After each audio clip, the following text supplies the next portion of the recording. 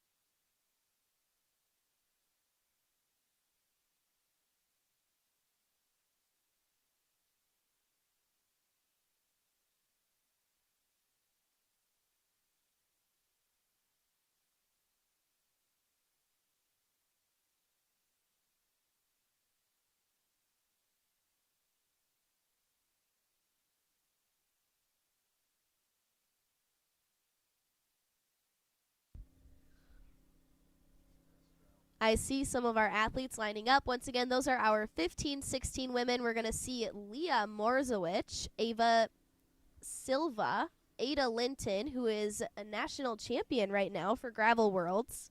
We've got Addison Green in position 4 and Raina Logar. Ben's daughter actually races in this category. Ben, are you so excited to watch your daughter race? I'm so excited to watch Allie race. She has been working so hard. She's on the Donovan Racing team. They're doing big things. It's super excited to have them all here. That's awesome. And what has gone into putting this event on? How many hours and sleepless nights have you put in? Be honest. Yeah, it's a lot. I'm not gonna lie. We definitely, start prepping. Never really stop prepping, but the 2 weeks leading up to this, we start with course cleanup, staking, ribboning, riding a lot of laps, seeing how sections are working, and then just fine tuning it as we get closer to race day. And then obviously the big push. And sometimes it rains an inch right before your race, and Mother Nature throws you a curveball, and it's a lot of fun. Get some mud holes out there, but I think by Saturday and Sunday everything's going to tack up very, very nice. That'll be great to see. We're going to see some muddy faces coming across the finish line today. We're running marathon style racing, correct? They have 20 minutes to go out there and pound as many laps as they can.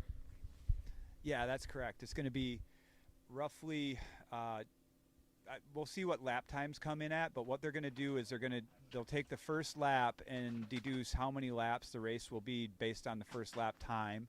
We're seeing most fields do right around 3 minutes. Obviously the pros will be a little faster than that. The 17, 18 boys will definitely be pushing a pace.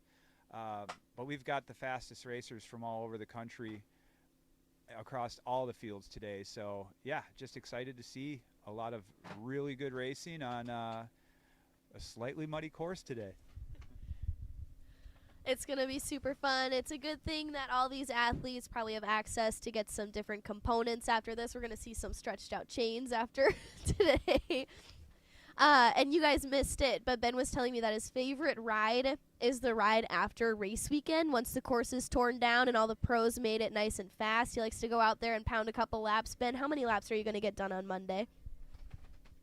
I like to do the same distance as the pros, and I'm not going quite as fast as they are, but I like to go out and at least experience what they did. And yeah, it's just amazing to see how many people roll in from all over the country just to check this all out. And we're honored to have you, and we'll keep having it if you keep coming. Sounds amazing. All right, we are just a couple short minutes away from starting. Current race time is 12:55. We're looking to send out our 15, 16-year-old girls at 1 p.m. for their 20-minute race. We'll keep you updated. Until then, have fun watching the live stream, folks.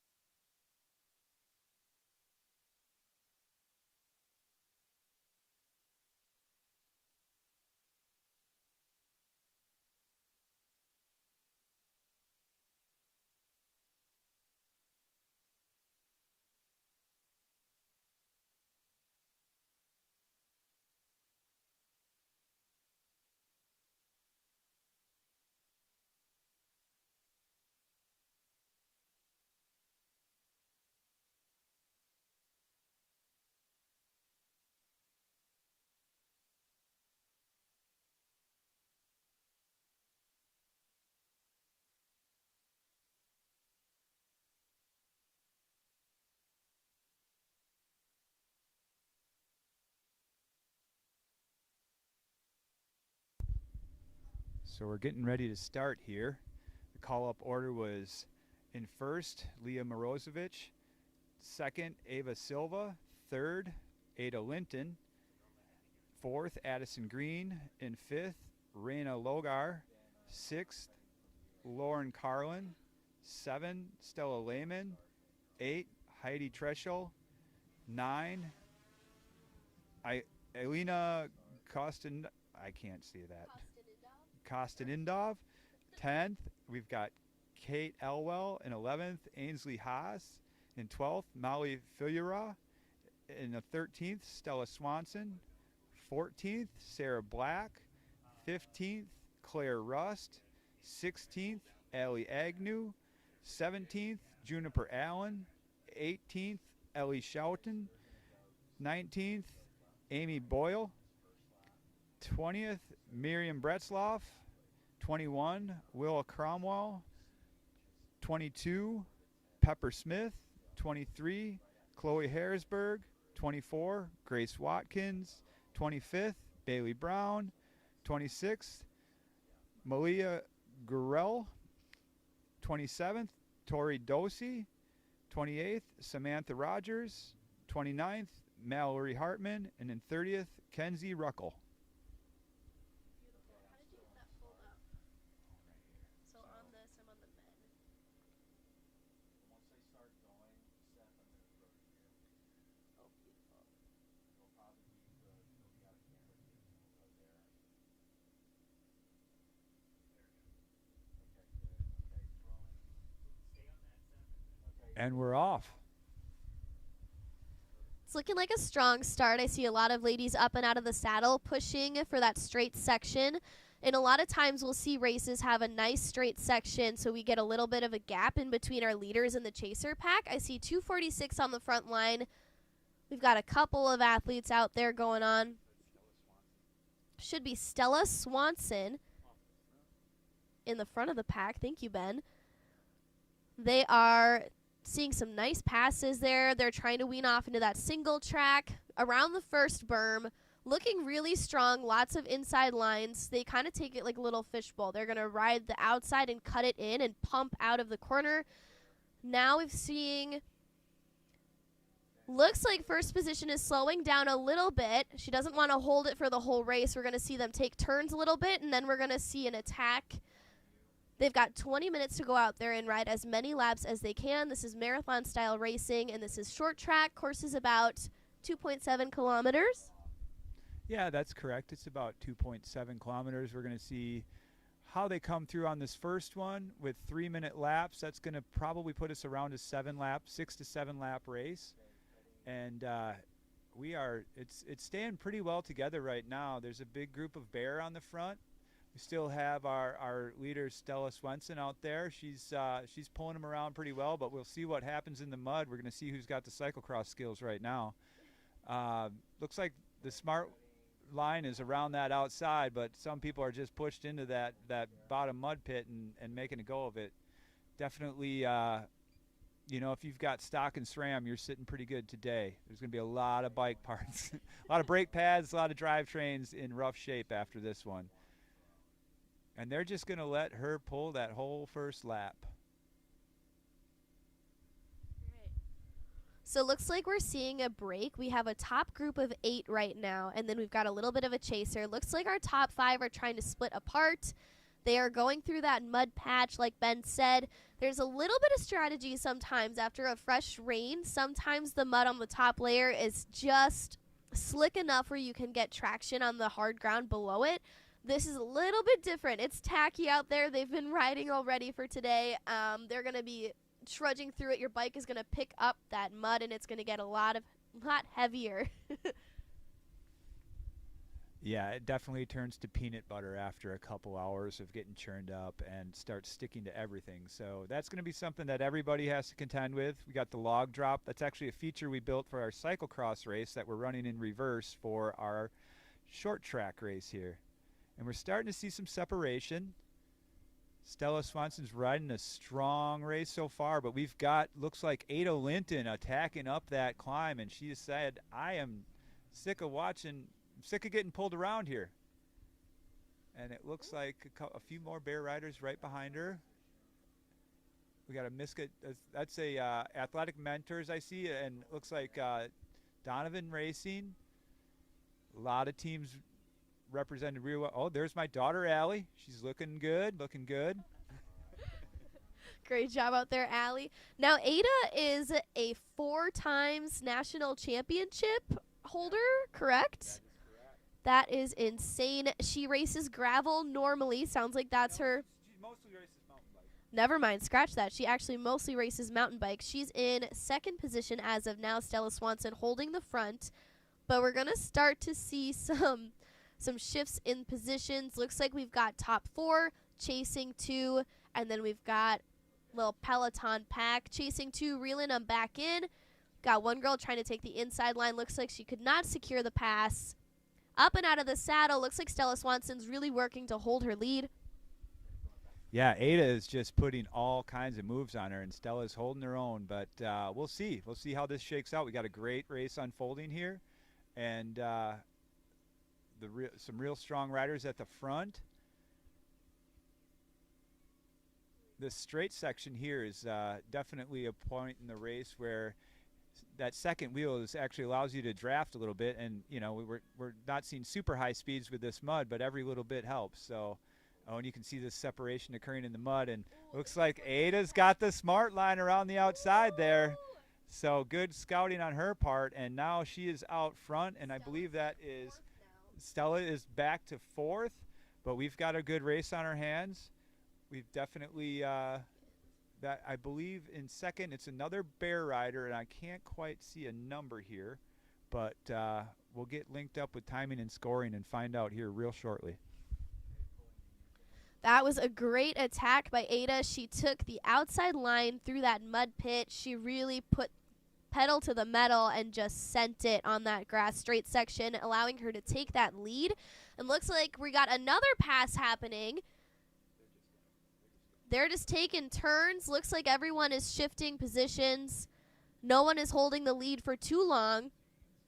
Going back into the grass. They're going to take turns drafting. That is the best kind of racing. It's amazing when you can kind of shift positions with your well, not teammates necessarily. We've got a couple bear racers up at the front, but a lot of these girls are friends outside of mountain biking, and it's wonderful to see that camaraderie even on the race course. Yeah, for sure. The saying is you only need to be in the front once, so you might as well let as many other people pull you around as you can. And it definitely looks like that's what's happening here. So we're starting to see that group stretch out. You know, there's a wide range of talent out here, but they're all very, very fast to line up here. But we're starting to see some major separation, and you can definitely see they're working on that climb up here right now. Leah Morzowicz is in P1 right now, 234. Say that? Leah Morozowicz. And that is Leah Morozowicz out front right now. That she's the other bear rider that is working with Ada Linton right now. We're looking for Ava Silva as well in the bear national team out there. All right. And we've got a couple of strong Donovan racing girls as well. We've got Heidi Treschel and Stella Lehman out there sitting very well, and looks like Laura Carlin for Spark Racing.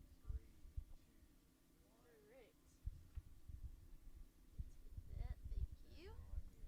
Saw a quick look over her shoulder from position 3.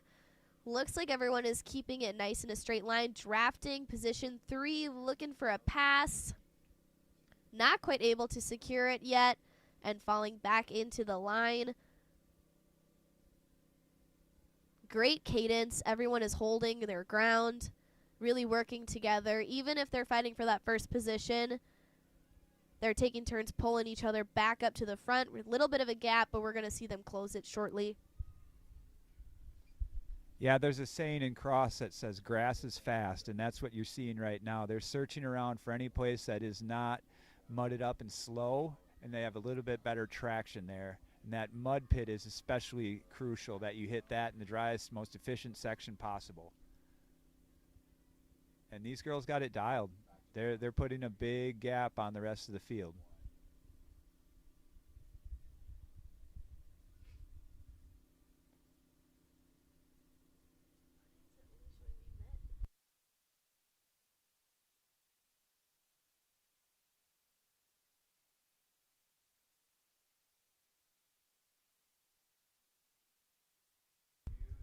And we're just getting in the announcement that there's 3 laps to go at this point.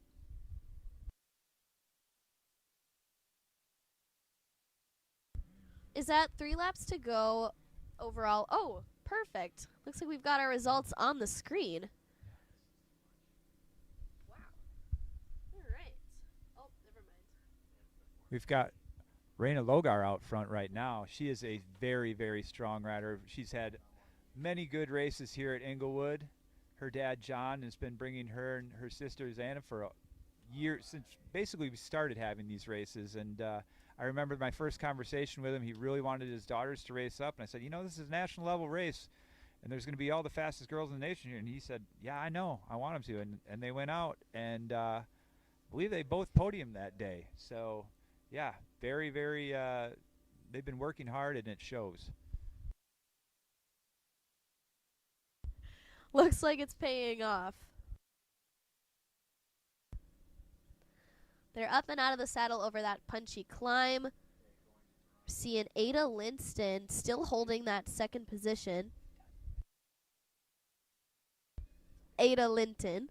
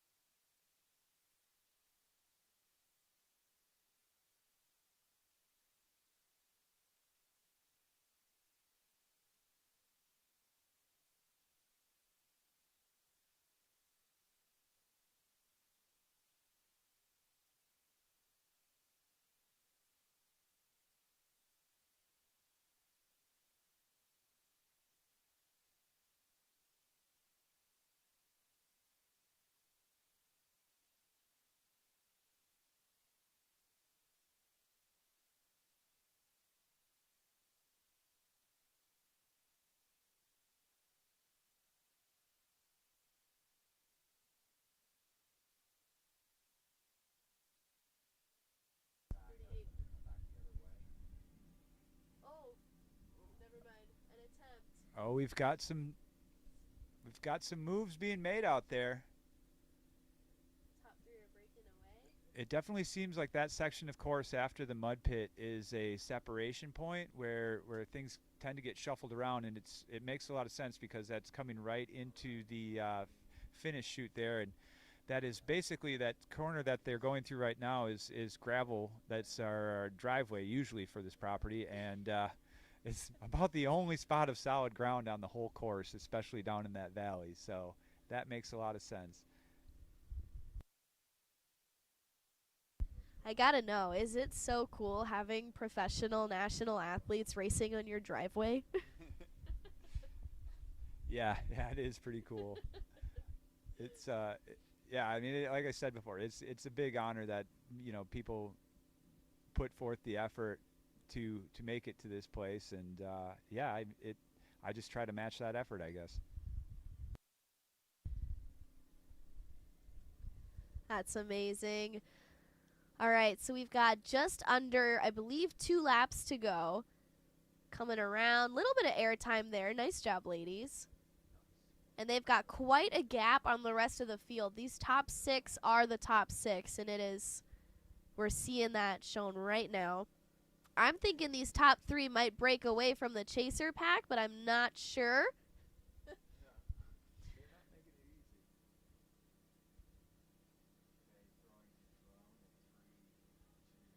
Everyone's sticking pretty close together. A pass there. Third position, trying to move into second. I don't know if Ada Linton is going to let her in. Ada Linton now going for an attack. We're seeing that triangle formation. Looks like they're going to have to fall back into line. And they're taking that left. Everyone wants that inside line. It's nice. It's already defined. You can kind of ride the berm. But we know 2 and 3 want to move up. We're going to start to see some action. Yeah, they're moving right back into the infield. Their coaches are going to be able to talk to them. You know, they're going to have their parents and everybody cheering them on down there. It's they're going up by the food tent right now. They're going to catch some of that smoked beef. And, you know, maybe that's what they need, the motivation they need for that last kick, because they know they got a burger waiting for them at the end of this. Oh, and Ada is throwing down a good one right now. Is this it? They're attacking. Ada is definitely making her presence known. I believe this is going to be the last lap. She did the same thing last year. She attacked right by the food tent, and then she held it all the way to the finish. Ooh, we got it. Oh, she's making them work for it, though. This is getting really interesting.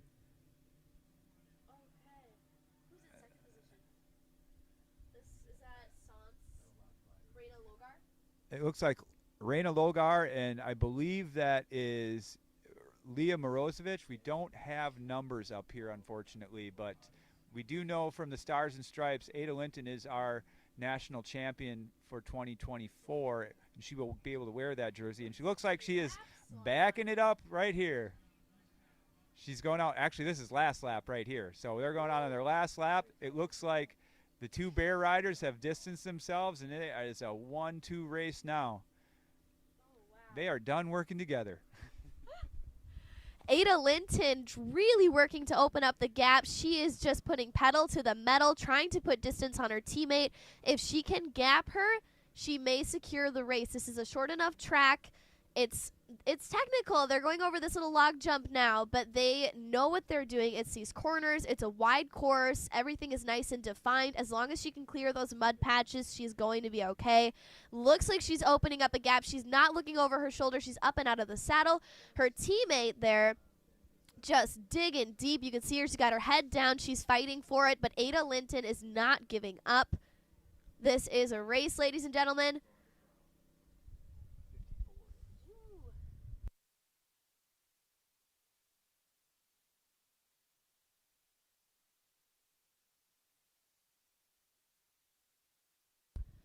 And that's Leah Morozovic in that second position. Man, she is flying already to the corner, down the berm, back onto a straight section. Gaps for days. Yeah, Ada is really doing a good job of proving why she is our national champion. Really smart race on her part. Never worked any harder than she needed to, except for at the last lap. And she is going to, assuming all things stay nice and clear, she is going to bring this one home.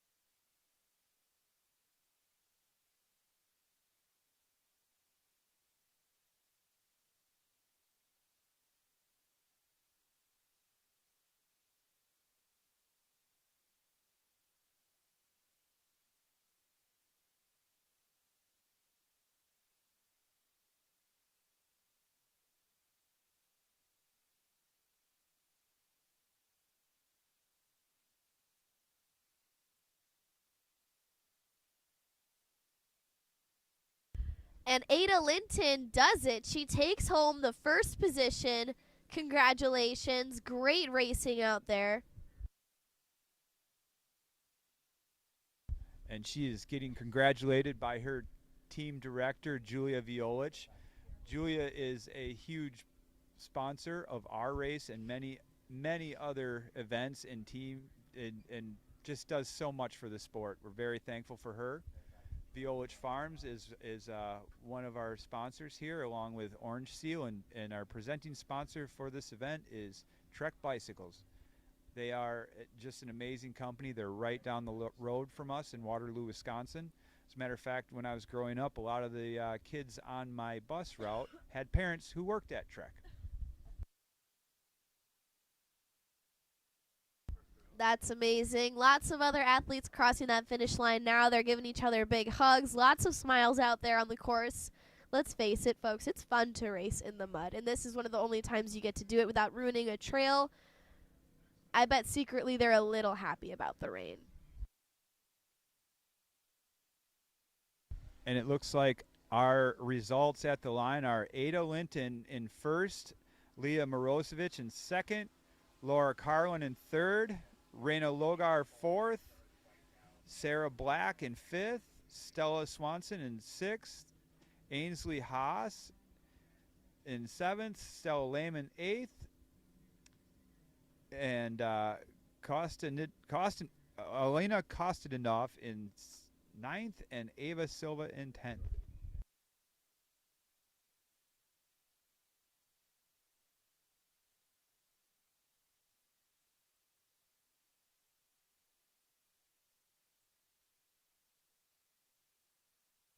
We're going to be right back with our next race, the 15-16 boys.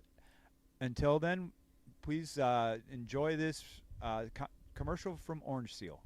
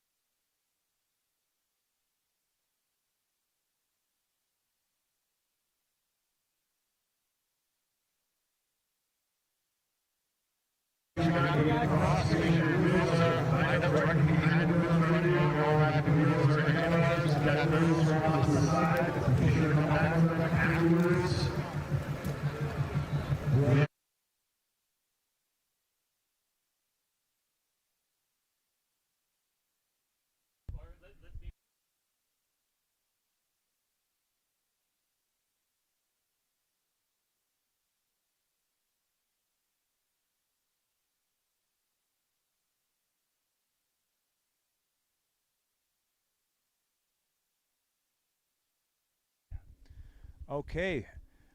First, I'd like to give a special shout out to my daughter Allie for getting 11th place as a 15-year-old in that race. Super fast competition, and she did great. Very proud of her. Up next is a 15-16 boys. In first call up, we've got Eden Teague. Second, Tommy Rowley. Third, Rylan Zaharik. Fourth, Preston Ronk. In fifth, Lucas Kirsch. Sixth, Ollie Waldron. Seventh, Benjamin Randolph. 8th, Park Bishop. 9, Reed Pfeffer. 10th, Lucas Miller. 11th, Smith Hastings. 12th, Carden Bozeman. 13th, Ronan King Elson. In 14th, Brody Lake. In 15th, James Mulhame. In 17th, James Umberhand. In 18th, Finn Sonneman. In 19th, Vincent Williams. In 20th, Cooper Johnson. In 21st, Matthew Dickens. In 22nd, Sawyer Schaefer. 23rd, Braxton Mabey. 24th, Callan Hoser. In 25th, Landon Fells. In 26th, Donald Smith. 27th, Matthew Dickens. Then we got Miles Crockett, Kipton O'Neill, Nathan Peterson, Tate Boschel, Chance Miller, Noah Biggerstaff, Liam Kurlak, Parker Crane, Edward Full, McCarthy Kaysen, Asher Bensimon, Maddox Tauman, and Ben Tesh. And I apologize to anyone whose name I just butchered. I'm trying my best. I'm just a simple farmer.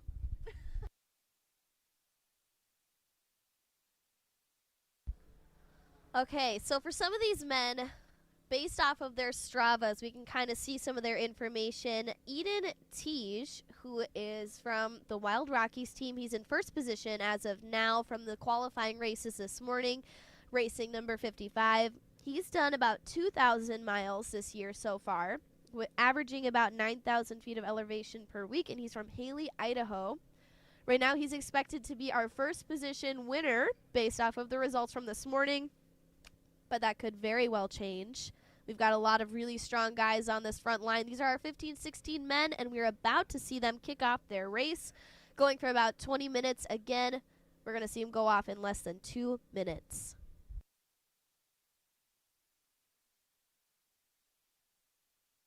I really do appreciate the deep dive that you put into this, Natalie. We've got some more stats to share with you. Tommy Rowley, he's in P2 on the call-ups. He's averaging 2,079.8 miles per year. So far this year. He's already ridden his bike almost 2,100 miles. He's averaging 10,000 feet a week, and that's pretty easy to do, I guess, in Alpine, Utah. And then we've got a local legend, Rylan Zaharik. He's in the linear sport kit. He's averaging 2,138 miles this year so far, or averaging 9,000 feet of elevation per week. We don't have the big hills like Utah, but he's from Sheboygan, so he gets to ride into the winds coming off Lake Michigan all the time. And then we've got Preston Ronk riding for the Bear National team.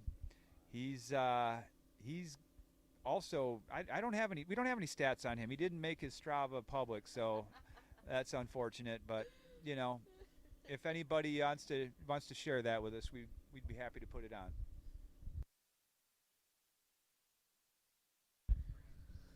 Athletes, there's always ups and downs to having your Stravas public. One big pro is that I can find your information and yap about it on screen. So This is some incentive to go and make your Stravas public just for today.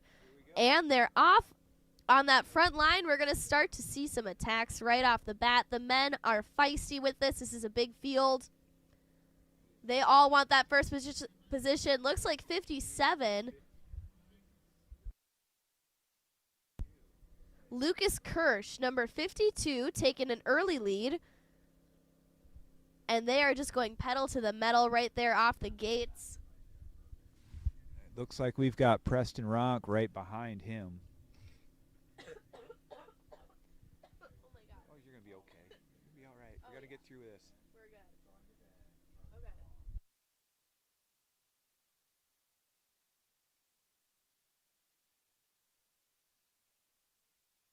We've got Ollie Waldron there. I can recognize the Donovan kit for sure. That's definitely one of the tricks is getting a kit that in a sea of racers you can pick that out and get some idea of where your racer's at, where no matter how far away they are. And you'll see that all the time. Bear National seems to do a really good job of creating a easy to identify kit. But we have, looks like is that a Roller Devo kit out front? They also have a very colorful kit. Let me see a Dirt Camp racer in there. Oh, and looks like there's a Bear National Team rider. Ooh, and we saw that is a Roller Devo rider going down a little bit there. Good news is it's mud, so probably be okay. I hate to say it, but I kind of wish we had a crash cam coming around those corners. They're getting a real muddy, and there's so many men, and they're all fighting for that for that spot in the front line. They're going 3 wide on some of these corners, and it's so easy to clip a pedal when you're leaning those handlebars as low as they do, especially in this kind of a professional field. A lot of these boys have been racing for a long time. They know what they're doing out there. Leaning the bike handles on the corner is crucial to getting around it as fast as possible. And it's pretty normal to clip your best friend's handlebars every now and then. It's okay. Going down the log, we're going to see some airtime. Little tabletop action there by some of these guys.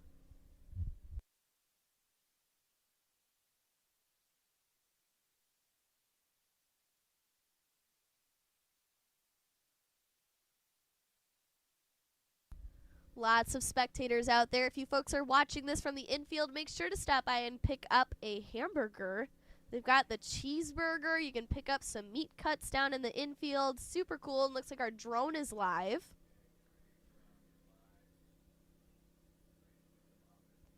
And we can just watch them go down.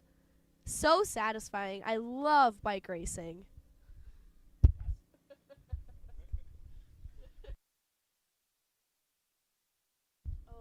We don't have a lot of separation so far in this race. The lead is changing hands constantly, and that makes a lot of sense because they're just they're testing each other's legs.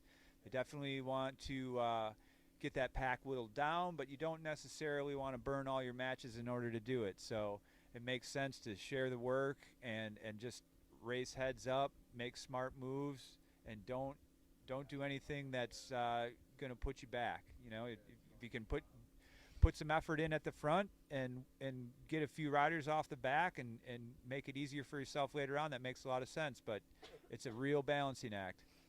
Looks like we got and this is what we're seeing right now. Looks like Rylan Zaharik, number 59. He's sick of following. He's going to move up a bit. That's smart racing.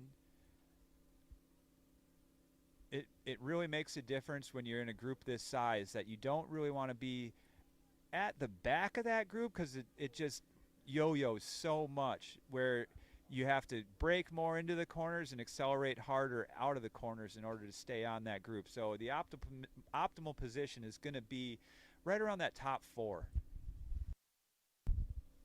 Totally. We just saw a couple of passes there. We saw one guy go up into that first position, and he took the wrong line in that mud.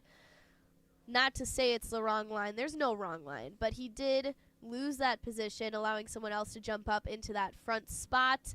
Now they're going to take turns pulling. It's nice to lead. It's nice to have that, affirmation of being in the front. But it's so smart to be in that fourth position, third position, where you can kind of keep everyone within reaches, but you're saving your energy. You're just catching a draft the whole time, getting ready to make that attack. Leading is all fun and games, but if you like to chase, it is so good to be in that second, third, fourth position. Yeah, and that's exactly. Rylan Zaharik is putting the effort in on the front. He's our Sheboygan local, strong kid. Him and his dad, Neil, have been out here racing for years now. And he's coached by Brian Motter, and Brian's got him doing the work, and it shows because he's got some really fast kids behind him. He's got a couple bear racers. He's got Ollie Waldron of Donovan Racing, and yeah, these boys are working hard. It's really impressive to see out there. Yeah, I mean, Ryland's leading it out. He has got they're all pretty close together with miles, but he's got about 50 miles on Tommy Rowley. Maybe that's all it takes. He's got about 9,000 feet of elevation averaged out per week, and he is just rocking this course. It's not crazy elevation here today in Englewood, but there are some punchy climbs, and it's really just that grass. It's slow. It's going to be nice and handy to have that ability to keep pushing, especially on a hard effort. They are doing amazing out there right now. And Rylan is taking his cross skills and applying them here today because he just did the grass is fast, and he is finding traction wherever he can, racing a smart race. And you can see those boys are working to keep him in sight, and he is whittling that group down slowly. So we'll see how it plays out, but I think he should maybe, yeah, he's looking back saying, does anybody else want to come up and do some work? Because I'm doing quite a bit here, and the Bear boys are looking at him going, no, you're doing fine. You can keep doing that. We're having fun following you. But it looks like this is a big determining point right here. And can Rylan find, he's got the smart line there. See, he's finding that grass. He's right on the tape. That is very, very smart racing by Rylan. We'll see if these guys from out west, they're used to racing around in the desert. I don't think they have as much experience going through mud as Rylan does.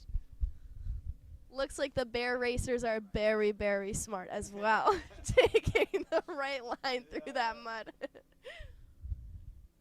Now, in triathlon racing, you are not allowed to draft. It's illegal. In mountain bike racing, it's often encouraged, as long as you're, being smart about it. No one wants to lead. Ooh, crashed there into the snow fencing. Tangled the bike in the tapes. They're getting back on. Great job, spectators, for keeping some feet out. Tape tangled in the wheel. That is going to be a pain. And looks like we're back on. Yeah, that's Preston Ronk in second. We've got Rylan's pulling this whole race. He's just tapping away at his tempo. He's on cruise control, and he said, if you guys want to come along, this is what we're doing. We'll see. We'll see how it plays out, but it seems to be working right now, and he's looking strong. Yeah. But he's got the Bear 1-2 right behind him. That's going to be Preston Ronk, and let's see, who is the other? The Preston Ronk and Reed Pfeffer out there. See if the team tactics come into play today. And it looks like Ollie Waldron has been sitting very smart, very, very well played in his. He's constantly in that third to fourth wheel, working as hard as he needs to be to stay right in the competition. So at any point, he can throw an attack and be right up front too. In fourth, it looks like we've got.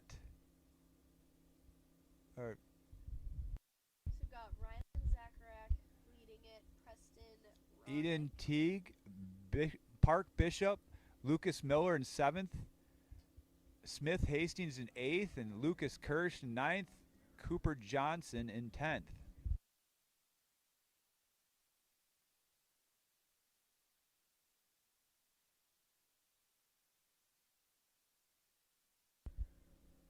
We're about halfway through this race. They've been going since 1:30. It's about 1:39. I believe they've got 20 minutes as their estimated time.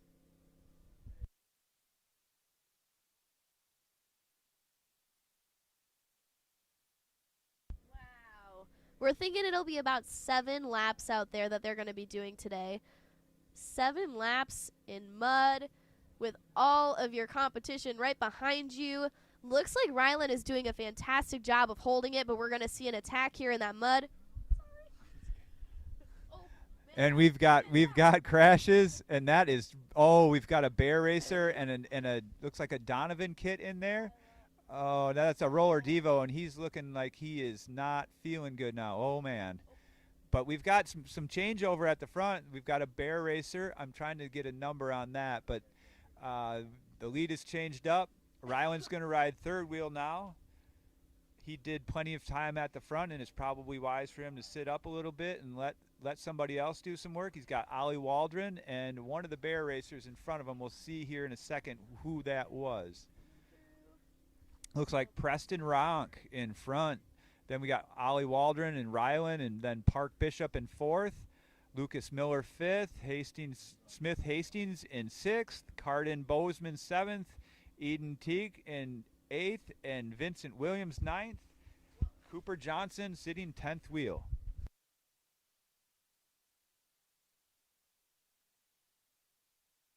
Little bit different standings from this morning. Eden was expected to be our first position after his qualifying race this morning. He's now back down into 8th. Tommy Rowley doing really good from this morning.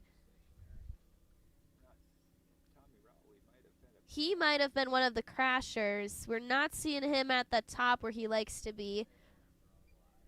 Preston is having a great race, though. Oliver's doing really good at the top, and Rylan Zacharek taking a break from leading. And looks like our leader group has dropped down to about 6 athletes instead of, 14, 15. Yeah, that's a smart move by those boys, the top 6 there, to start really putting the screws to it, because they want to get that group size down. It makes it easier to win when you have less racers gunning at it. So we'll see how this shakes out. You can see them spreading around every which way they can to try to find the fast line out there on the course. And it's not raining right now, but it is definitely not drying up that fast. We've got overcast skies in mid-50s, and yeah, it looks like if this keeps up, it's just going to continue to be muddy all day long. At least it's not too windy out there today. You're not dealing with too many crosswinds. We're kind of, down there on the straight sections, they're kind of in a little bit of a valley, not dealing with such intense headwinds. Looks like Chaser Pack has caught back up to our leader 6, and they're going to have to work to break away again. Going through that mud patch, this is where we saw a lot of crashes before, a little bit of a pileup, and it looks like our top athletes have made it through safely, looking really good out there. Yeah, that mud pit has claimed a few already today. It's definitely a big separation point. I think we're going to do a course reroute and maybe leave that out for tomorrow's racing, let it dry up a little bit. That sounds like a great idea. The announcer just called about 2 laps to go.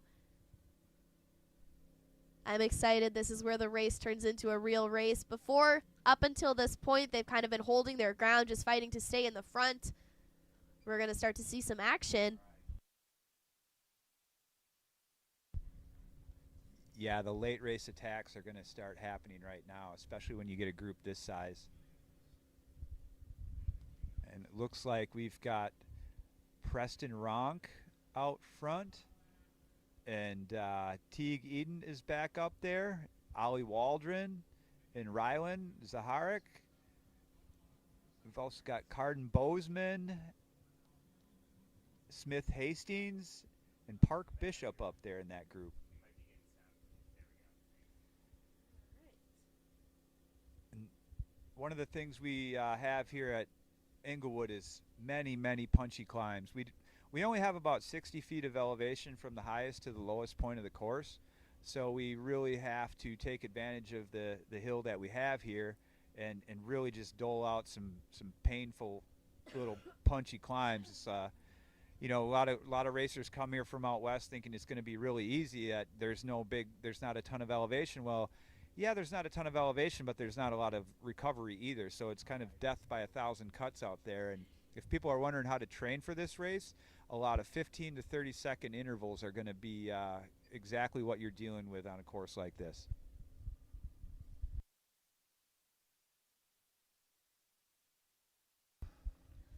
And here we go. Really pushing, starting to see up out of the saddle action, working to get a gap before that mud pit.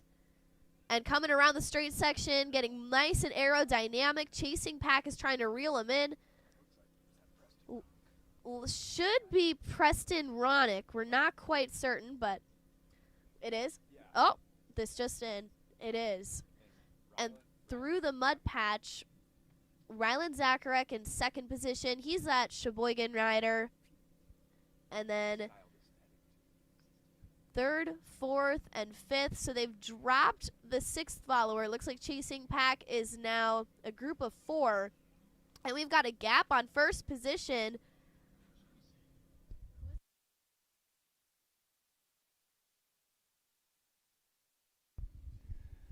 Yeah, it looks like Preston is not going to want to take this one to the wire. He says, I'm going to lead the last lap and just kind of take all the guesswork out of it. It's probably the safe bet in conditions like this with the mud adding a really unpredictable element. If you have the legs to make the move and go for it, now is the time.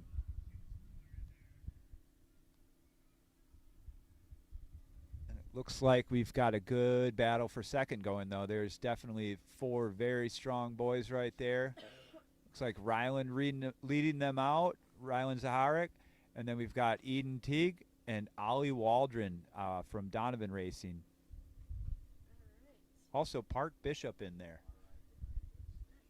Park rides for the Oz Development Team. They're out of the Fayetteville, Arkansas area.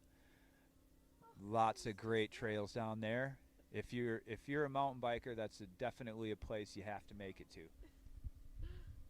I was just there a couple weeks ago. My roommate and I took a trip down to Arkansas for some mountain biking. Pristine conditions. It was before the big rainstorm, you guys, but it was amazing. I highly recommend it. And looks like Preston Ronick is still leading it out. He's got gaps and gaps. But that chasing group, it's a race for second place. Camera is following that attack. Wow, Preston is just taking off, and it looks like he's going to do it. He's got just a little bit of the course left. He's down in the infield passing that food tent. He smells the burgers. He wants the burger. He's going to go get the burger. That Chasing Pack wants that second position. They're working really hard. Looks like we're seeing a little bit of an attack there on that second place as well.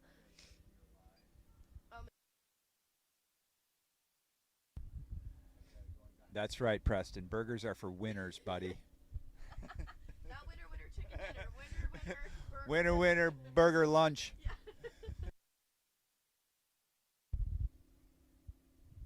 Around the mud pit. Yeah, he's navigating that mud pit just fine.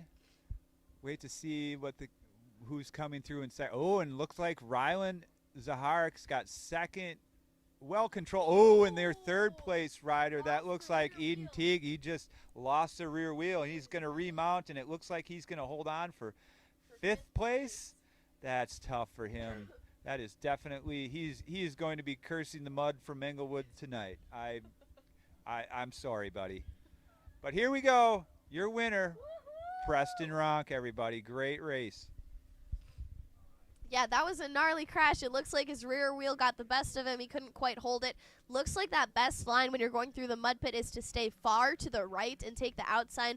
Couple athletes were taking that inside left. But it looks like most popular for our winners has been to go to the outside right. Once again, Preston Ronick across the line taking that first position. Rylan Zacharek across the line. Oliver Waldron also across the line taking 3rd position. Park Bishop taking 4th. Eden Teague taking 5th. Lucas Miller across the line. Vincent Williams, Carson Bausman, Smith Hastings, Reed Pfeiffer, Benjamin Randolph, Ethan Leonard, and Ronan King Ellison across the line, followed by Braxton Maybe.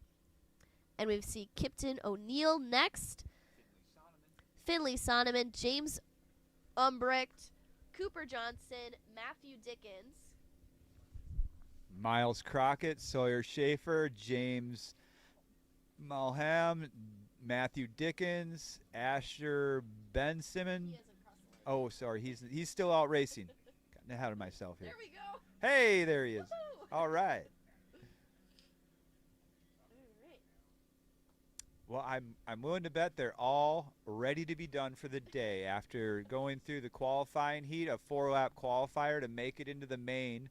We had so many racers sign up that we had to go to do heats to bring it down to a final rider number of 40 for the main event, and we're up. We had to do a similar thing for the 17-18 boys because we were just seeing such great numbers in those fields.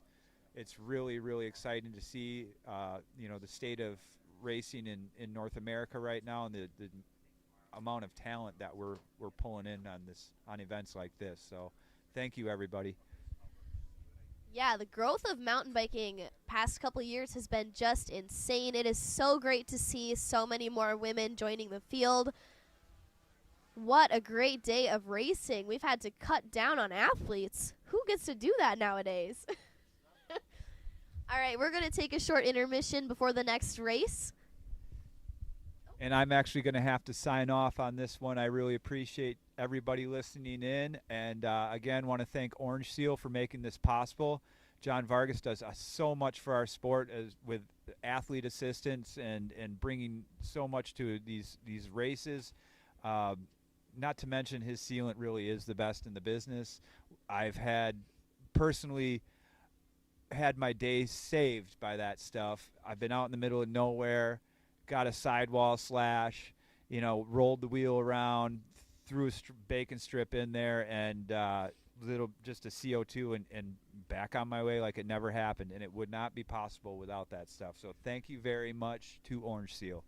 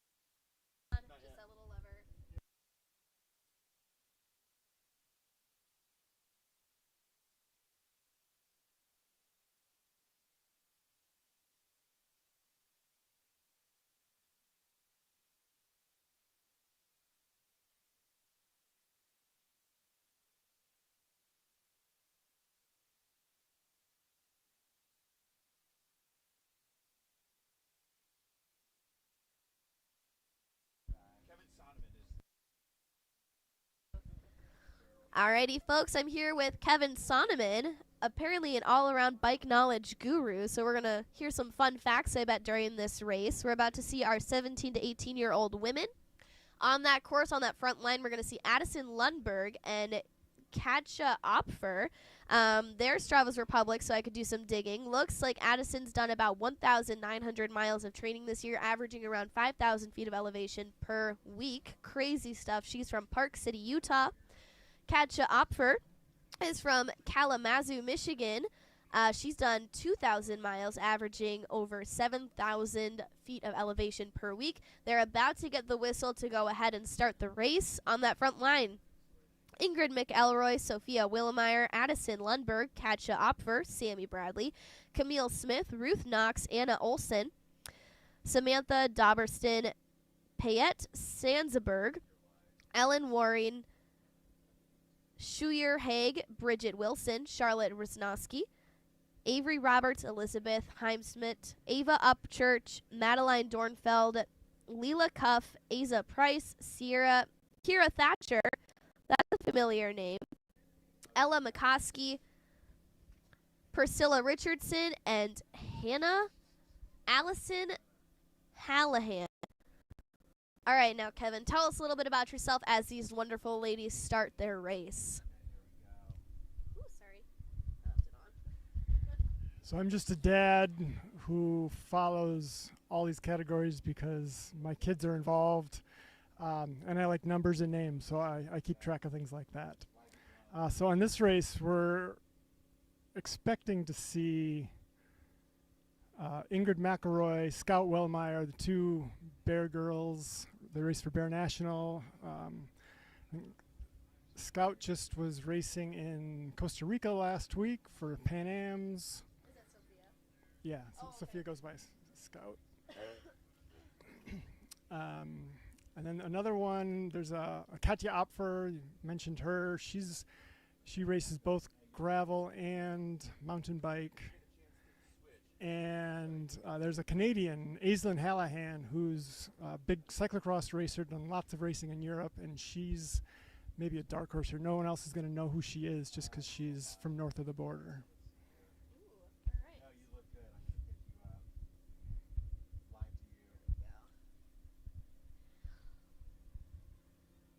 All right, looks like these ladies right off the bat have gotten into some single file. We're seeing number 32. Never mind, that's not even an option. Do you know who's leading it out today? I don't. Bear is in second, so my guess is that's going to be Ingrid in second. So we're thinking it's Ingrid McElroy in second position. Another Bear athlete. Watch them. They're taking that far right line or inside left. To go in the inside left, they have to go through a big puddle, so the right line is favored at this time. Everyone's still sticking pretty close together, although they're straggling out a little bit. We're going to see lots of separation as this race day goes on. Looks like we've got two riders already making an attack this afternoon. We got a chaser pack of 4 with the rest of the squad trying to reel them back in. This is a really early attack, but there is some strategy in that to break away right at the beginning and just try to hold it. That is number 205, Addison Lundberg, leading it out, doing a fantastic job. Now you're a dad. Your daughter was racing today, isn't that right? How did that go for her? Yeah, she's in the past life she was a mountain biker. This is the category she would be racing, but she's giving the road a shot this summer, and so she just finished the first stage in the Tour de Bloom out in central Washington State. And we're not sure how she did, just because it was a mass sprint at the finish, so part of the big peloton. Ooh, Peloton rider. That sounds like fun. So now, what kind of bike do you have? I hear you're the knower of all things, so I must know. I commute on an all-city cross bike, and then I tour on a Salsa Via, and then when it snows, I've got a fat surly fat bike. So a full stable of bikes, and that looks like we've got Lundberg on the front, and Scout and Ingrid are in pursuit and forming the lead group of 3.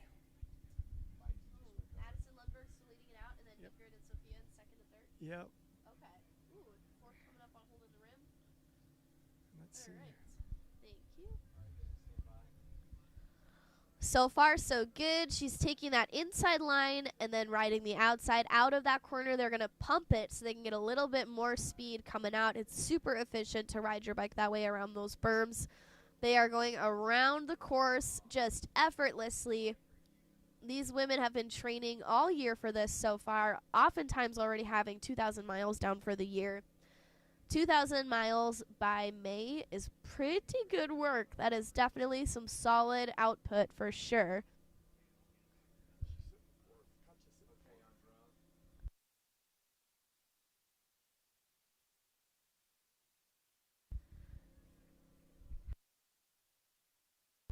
Katja Opfer sitting in fourth position. And I think Addison Lundberg still leading it out. Sophia and Ingrid are in pursuit. As said earlier, they're coming up on that mud patch. Looks like Lundberg almost went through the puddle, narrowly avoided it. And a little bit of a hiccup there. Nice pass coming from the chasing group, going right through the puddles, trying to take that inside line and focusing back on our leaders. So far, so good. We're going to see them come across that finish line, and we'll get some timing information ASAP.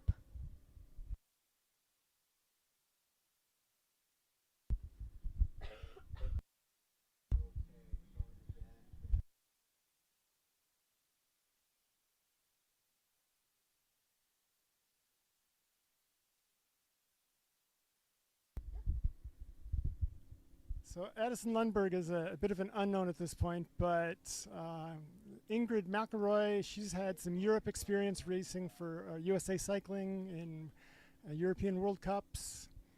Like I mentioned, Scout just came back from Costa Rica, and Katja, she's a young racer in this category. It's her first year in the 17-18, but she is a former marathon mountain bike and gravel national champion, so certainly no stranger to the front of a bike race.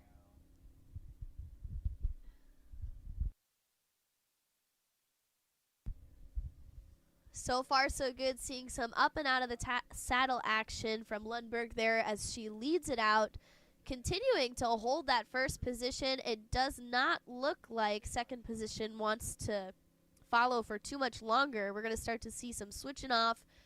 Once again, in triathlete racing, drafting is illegal. In mountain bike racing, it's encouraged as long as you are communicative and taking turns sharing that position. If that's wanted, it's kind of dependent on if you want to hold that lead or not, but it is so nice to catch a draft, especially on these straight sections. We're not dealing with too much wind here today. It is nice and cloudy, holding about 50 degrees. Definitely not a day to be out in the sun, but our athletes are all still out there riding in their short sleeves, coming around that corner and back down into the infield. We're going to see them come down by that food tent. They're going to smell the burgers. They're going to want to be done with the race, but they've got quite a long ways to go. We just started. Once again, leading it out, we see Ingrid McElroy. Never mind, that's not updated. Give me 1 second.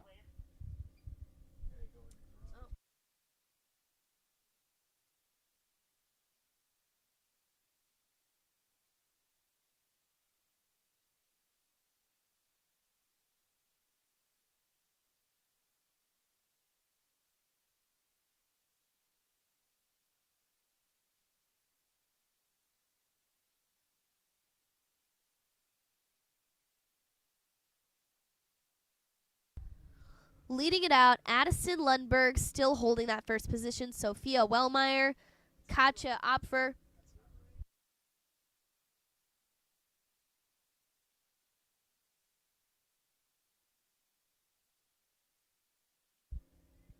Looks like Addison Lundberg is making an early attack. We saw her try to break away earlier. She was not able to hold it. Here she goes again. Looks like second position is reeling her in, but they're gapping third and fourth at this time.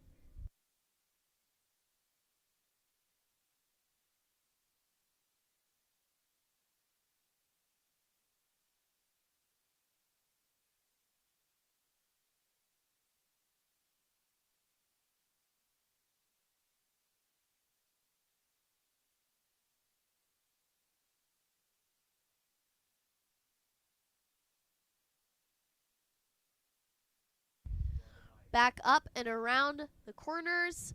This is one of those punchy climbs that Ben was telling us about earlier. Not a whole lot of elevation here in Englewood, but enough where it's nice and steep. It's in your face. There's not really a ton of recovery time. These athletes get a nice downhill to catch their breath now, but they're going right back up again. Those 30-second intervals are going to be crucial to training to race on Englewood's course. These athletes are no strangers to training, though. As you can tell, they are doing amazing out there, pounding out just over 2-minute lap times. These are fantastic, fantastic days to spectate.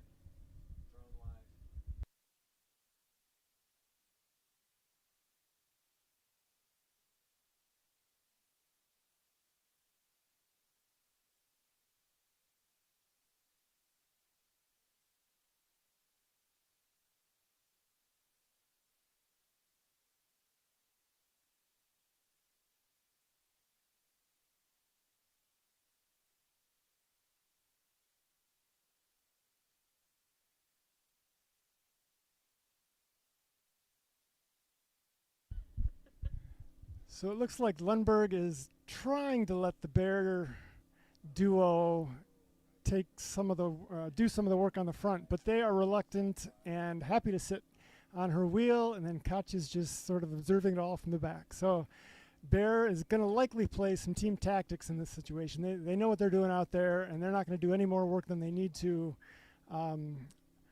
until, probably until the final lap. So they're happy and content to sit in second and third as long as the chase group doesn't get within striking distance. If the chase group comes up behind them, then you might see them on the front. But right now they're happy to just let Lundberg eat the wind as much as she can.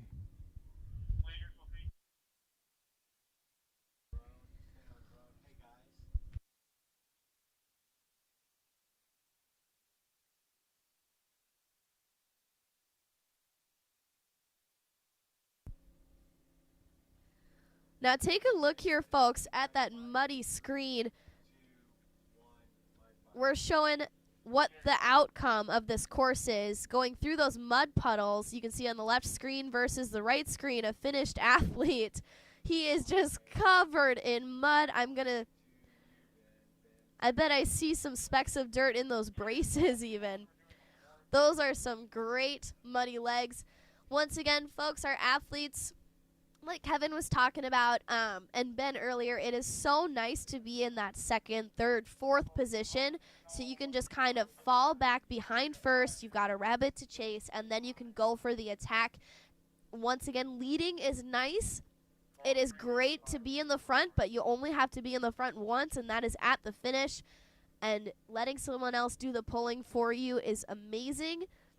Normally we see some action taking turns. We're not seeing a ton of that today on this course right now. Looks like those Bear athletes are nice and content in that second and third position, with Katja on the fourth. But they have put lots of gaps between the rest of the course. Slowing down just a little bit. She might be trying to let the others take the lead, or she's just taking a minute. That's the perks of leading it out. You can kind of set the pace for yourself. But oftentimes, athletes will push, get a little bit burnt out. We might see that coming up ahead. We see her slowing down on the hill. Second position is up and out of the saddle, but not moving into first. This is interesting for this race.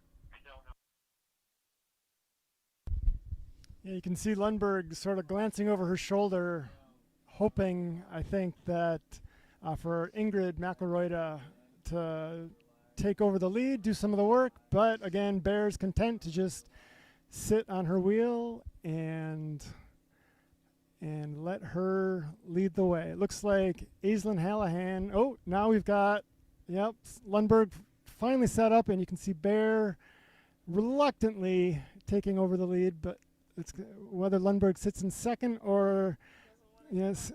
Back in the lead, maybe. Yeah. There she goes. Didn't seem like Bears was too enthusiastic about being on the front. So again, happy to sit, let Lundberg do all the work.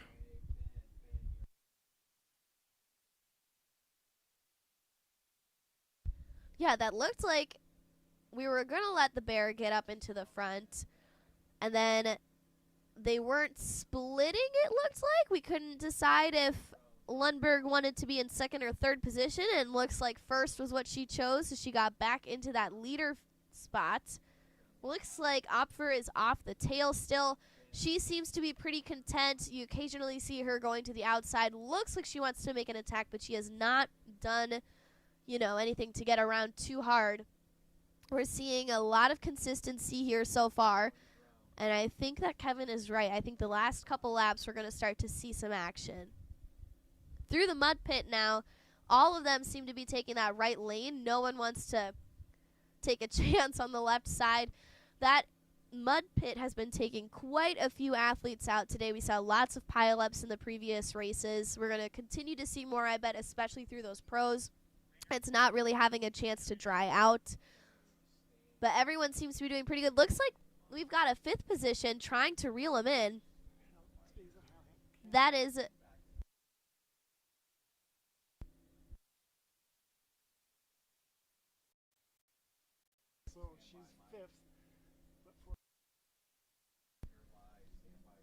Aslan Hallahan taking that fifth spot. She's working really hard to reel him in. Looks like she might do it too. She's got a good cadence. She's working really hard. But this pack of four looks like Lundberg sees that happening and tries to break away. Again, she's made 2 attempts at an attack earlier in this race, has not been able to hold it. We've got the Bear athletes working together as a team to reel her back in, one on her tail, one in the chasing, and they have caught the gap now and closed it.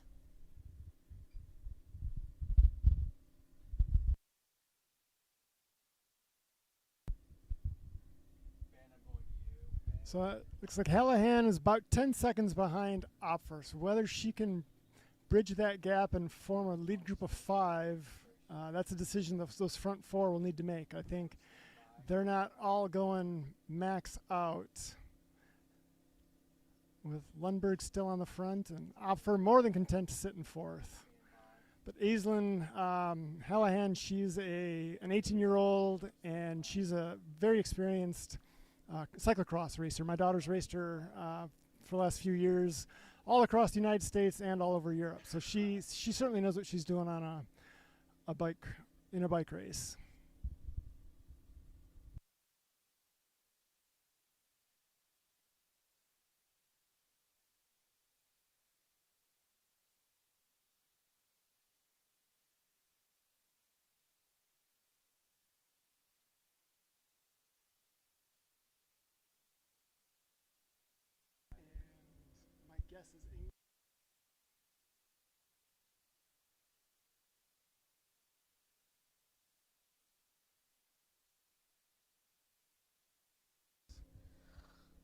You guys missed it, but Kevin just called this. He called that Bear was going to attack on the bell lap.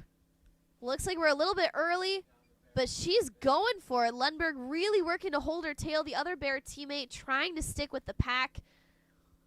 Looks like Lundberg caught back up to the initial Bear breakaway.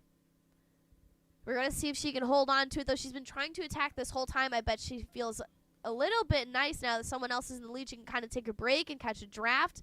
Looks like the rest of the crew got reeled back in. The attack was not able to be held, but we're going to see some changes on the hill. That hill climb is going to be a great chance to break away, especially if you have been training on that elevation. She is going for it still. Not quite able to hold that gap, but she is now in the lead. Yeah, my guess is that initial attack by McElroy she was just testing the water to see who would respond. That wasn't an all-out. She's still got something in reserve and she demonstrated that she can form a gap when she wants to, and now it's just a matter of when is she going to do it again. And we'll see if Lundberg can respond again and how much gas Wellmeyer still has in the tank, whether she can pass Lundberg. But it looks like Opfer's being gapped a little bit here. Looks like Katja Opford is sitting pretty happy in that 4th position. Ingrid McElroy, she was favored to win. She took first this morning in the qualifiers. She did not do the qualifiers, but she's been favored to win. She's call-up number 1. Her teammate, Sophia Wellmeyer, is favored to be second position, but it's not looking like Addison Lundberg is going to give up that second position happily, but she is digging for it. You see her head down. She is really digging deep, and a pass attempt there by Wellmeyer, and she secures it. That is Sophia Wellmeyer taking second position. Looks like the results are pretty true to their call-ups. We're seeing Ingrid McElroy in first position, Sophia Wellmeyer in second, Addison Lundberg in third, and Katja Opfer in fourth.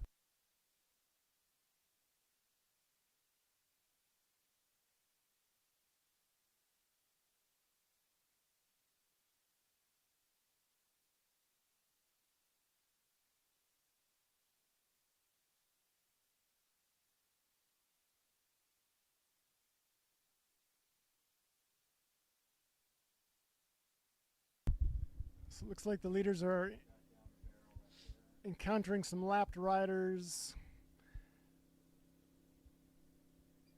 I think that's Charlotte Rosinski from Michigan. But McElroy is built. She's past the lap riders. She's got the gap she needs, and I think as long as she stays upright, looks like this race is hers.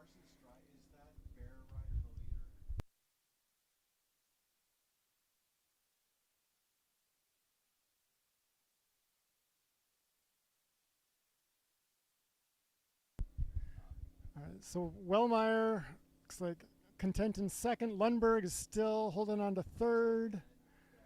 Opfer in fourth, and whether Hallahan looks like she's 2 or 3 seconds behind Opfer, but only 100 or so meters left to the finish.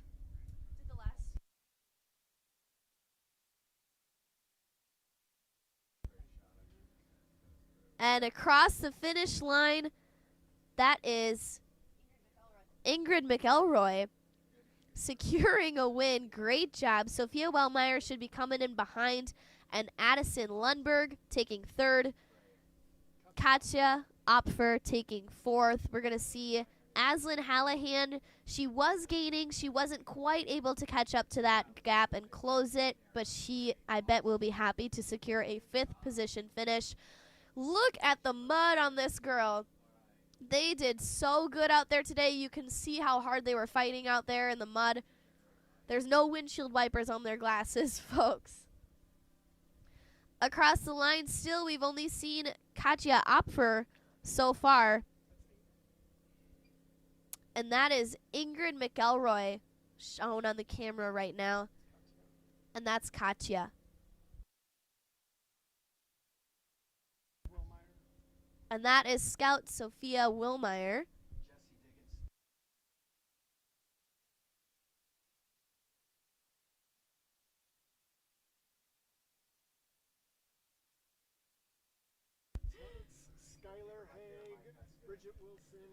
Skylar Haig, Bridget Wilson, and Payette Sandberg across the line.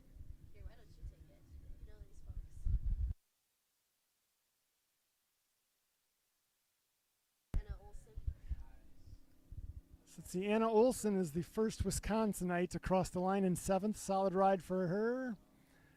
Bridget Wilson out of the East Coast, 8th. And Payette Spangenberg, a native of Idaho, is 9th. And I think we missed Skylar Haig, came in 6th. So again, just top 10, Ingrid McElroy, Sophia Scout Wellmeyer, Addison Lundberg in 3rd, Katja Opfer in 4th, Aislinn Hallahan in 5th, Skylar Haig in 6th, Anna Olson in 7th, Bridget Wilson 8th, Payette Spangenberg 9th, and Priscilla Richardson in 10th.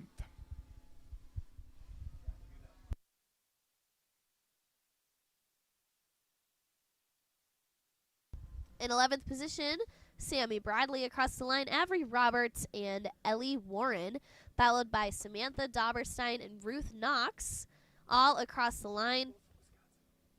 And those were both for Wisconsin, Ellie and Samantha.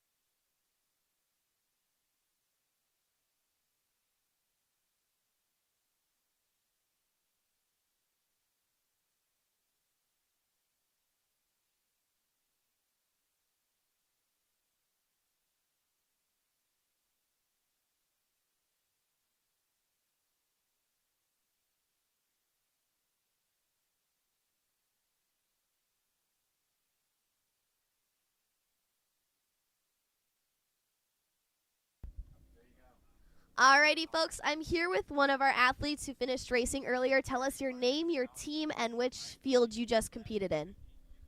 My name's Ford Gundrum. I just raced the 17-18, the second race for 17-18, and I got second place. Yeah. Congratulations. Tell us your secrets. How did it feel out there on the course? It was good to not crash after the qualifier, and we had team dynamics 1, 2, 3, so we just worked together and we were able to stay off the front, so it was good. That sounds amazing. Sounds like it was a really fun race, and I think you're going to commentate with me for the next one, right? You can give us some race input? Yeah, I'm going to try. We'll see. I'll do my best. That sounds good. It'll be nice to have another person over here who knows the athletes. This is going to be super fun. For now, we're going to jump into a short intermission, and we will be back for the next race.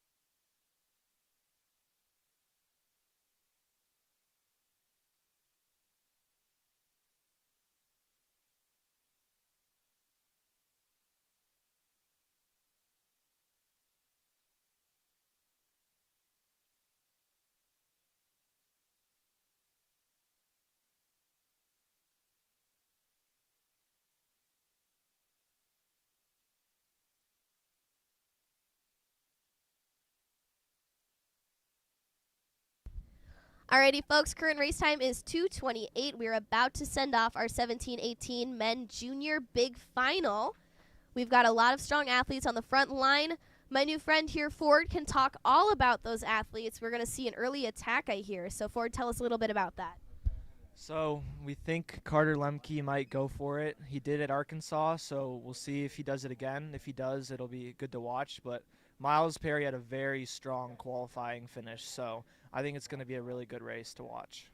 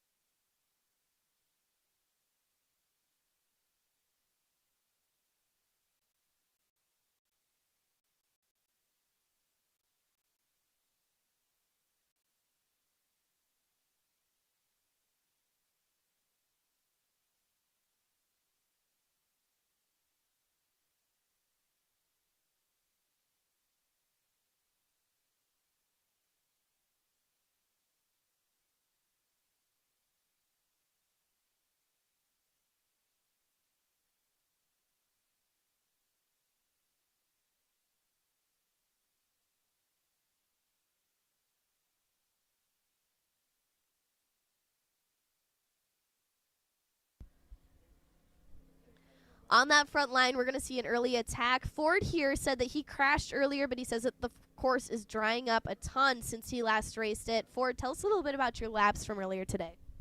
So in the qualifier, started off pretty well, about I think second to last lap. In the right after the start in that flat mud section, the mud just took me wrong, and I totally just wiped out and got a little pile up, but I was able to get back on. But the legs just weren't there after that. A little bit of knee pain, but was able to get some Advil and rest for the second race. So it worked out. That sounds like it was a good day of racing so far. We are just a couple seconds away from sending off these boys. Once again, folks, these are the 17-18 men's junior division.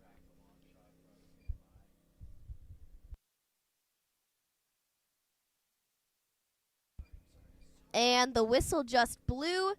They're off and underway. Looks like a smooth start. No crashes. Definitely is best to be on that right side out of the mud so far. They're going down the straight section. Huge pack. As of now, it looks like Miles is on the front just like the qualifier. I think he's going to just pace it out and see how it goes. I think there'll be a lot of competition from Bear. They have a good, strong group in the front, but it's always a really good race, so we'll see. They're coming through now. Bear has been doing amazing so far today. They've had podium finishers in almost every division. It's been super incredible to watch. Looks like they're coming around the corner, just hugging that outside. There are a ton of boys going through this at the same time. They're going to come through that mud pit, and we're going to see a little bit of some chaos. They're coming and smelling the burgers. They want to take a snack break, but they can't. They're on the race course, and they're coming up on that mud pile now. That's where Ford unfortunately flew, he said earlier, and here they come through it. What's your favorite line? So my favorite line is anywhere where it's not muddy. Right where those boys are going was where I should have gone, and you can see the people who are paying for it. This guy right here was close. Another one right there. Yeah, and a rider down, pile up in the back. Looks like Miles and the main guys made it through pretty clear. A few stragglers on the end, but that's definitely a choke point for everyone in the race. So that crash allowed for a little bit of a gap. Now we're seeing our top 4 athletes really making an effort to try and break away. The peloton number 5, 6, 7, and 8 are holding on. They're going to be closing that gap. But those are our leaders. Our chasing pack got separated by a little bit of pile-up action. We're going to see a little bit less in our top field now. Looks like they've regrouped a smidge. We've got top 5 and 4 chasing with a 9th off the back.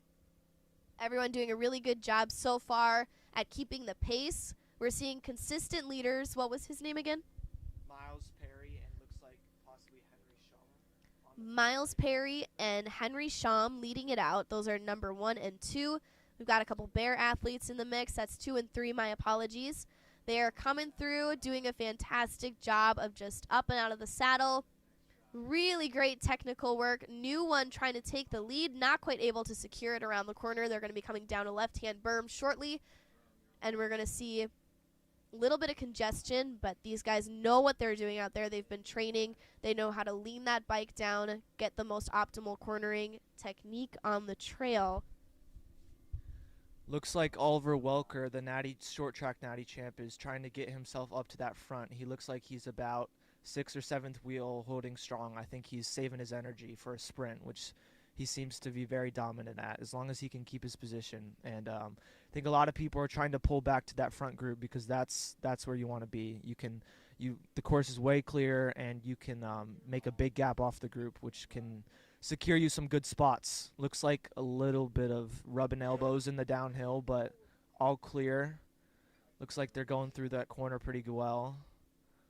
Some people getting pushed out on the edge, a little bit of barrier tap, but going through overall pretty fast. Yep, there's Oliver going strong. A few Donovan and Contour riders.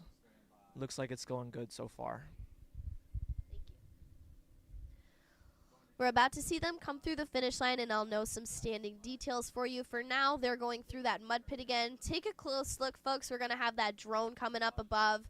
We're going to really be able to see if there's going to be a crash at all. Anyone taking that left line, and there's a wipeout. Third position, down off the course, throws his fist. Oh, he is upset. I would be too. Falling back quite a ways. He's now in that chasing pack. He's going to have to do a lot of work to get back up to the top. How was your crash today? Did you feel anything like that guy? I heard you were in that top 3, right? Yes. So I was trying to pull back to the front group, and that mud I just totally wiped out. Little pile up. Definitely not fun. Got a little bit of rub on some other people, which messed up my knee a little bit. But I just did my best to try to pull back on. But when the front group is, like I was saying earlier, when that front group is rolling strong, it's very hard to pull back. That's why it's really where you want to be. So these riders on the front are really strong, and they're pushing a lot of power up these hills, 500-600 watts easily. Looks like the rider Carter Lemke, who might be our attack guy, he might be coming up a little bit, I think. So far, Garrett is in first, Miles is in second, and Jack Bernard is in third, followed by the Natty champ Oliver in fourth. So we got Boulder Jr. riding, Rowler, Donovan, and Bear, and Gravity as the top 5. Should be a pretty good group, and I think they'll roll fast and pull away as the race goes on. A little bit of static happening right now. We're standing by, fixing those technical difficulties. That chasing pack has caught up to that leader pack so swiftly. Looks like Garrett Bashore is leading it out. He does not want to give it up. He's putting out a 1:54 lap time. Earlier today, we saw a lot of 2:19s. This is definitely some of the faster lap times we've seen today. He is from Boulder Junior Cycling. Again, we've got Miles Perry in second position, just hanging on his tail. He's from Rowler Devo. Jack Bernard from Donovan Racing holding third. Oliver Welker in fourth. And Dylan Lee holding fifth position. Nice single file. I see an attack coming from sixth position, trying to move up in the places. We'll see if he can hold it. Does not look like Garrett wants to give it up, though. He's super good at taking that nice wide line, and then the inside, he's got this course dialed. He knows his lines. He smells the burgers right now as they go past that food tent and back into the mud pit. Looks like there's some people trying to move up. We have a few Bear Kids and Dirt Camp riders coming up, 15 and 16, Michael Ziopek, Carter Lemke. Carter's one to watch. We think could be doing an attack, but so far is not really in the position for it. But he seems to catch up pretty quick towards the end of these races. A strong finisher, so it'll be good to watch and see if we can maybe see some attacks going on towards the end of the race. Oh, pile up with a Rowler kid off the bike again. Oh, another one. It's a mess over there. The mud pit is not where you want to be. You want to go smooth through there. It's very hard to clear it, especially with all the traffic. But these boys seem to be doing pretty well, especially the front dominant group. Yeah, that was a definite hiccup. Looks like he got knocked off his bike. That mud took him out. He crashed into someone else. An attack on the front line. We're seeing some communication. I saw some head nods. They're definitely talking about switching off that lead. And looks like, who's in lead now? Looks like Carter Lemke has snuck up from 16th all the way to the front group. Looks like he is in third place right now, which he is stacking up for that attack we might possibly see. He loves to go off the front, and I think there's a chance that it could work if he plays his cards right. So that'll be good to watch. But the Bear riders love to work together, and they're very strong at pulling back, just like they did at Arkansas. So it'll be good to watch and see. Nice tabletop there by Garrett Bashore. Once again, Miles Perry is now in the lead. We saw him up and out of the saddle, really working ahead. Oliver Welker holding third. Jack Bernard fourth. Aiden Valmouth fifth. Going back to that crash we saw earlier, it was interesting. He got knocked off the bike and then bumped right into someone else. It is so hard to keep a handle on your bike when you're going through something so slippery. There is no traction in that mud pit. It is thick.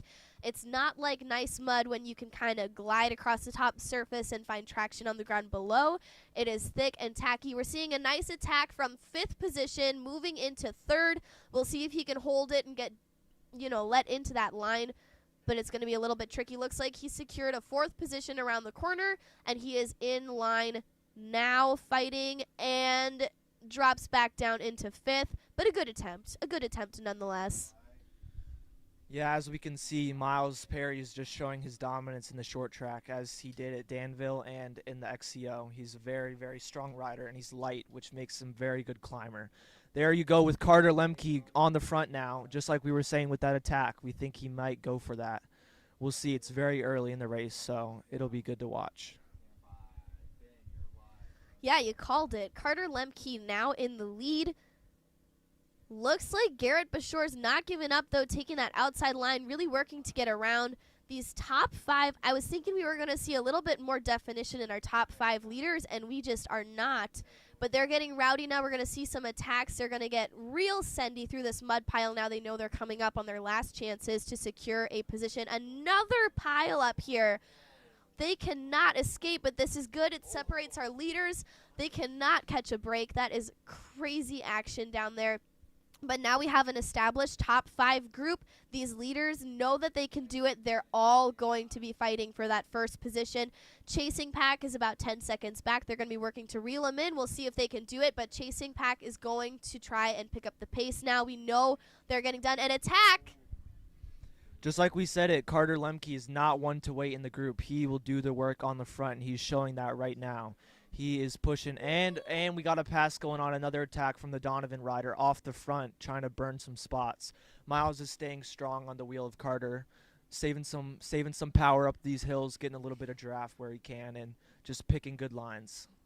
Looks like there's also a chase group coming up with a bunch of Bear National riders trying to close back to that group because that's where they want to be to go for that win. Okay, so Ben was talking to me a little bit, and he said that when you're training for this kind of a course, 30s, 15-second intervals are really good, especially for these punchy sort of climbs. There's not a whole lot of downtime in recovery. How would you say you should train best for a course like this?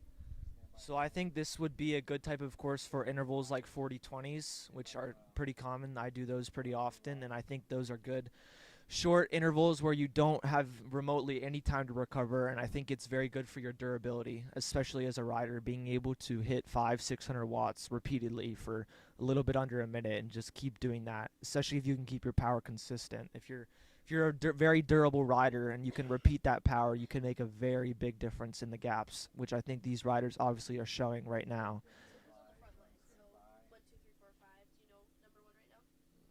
Can't see.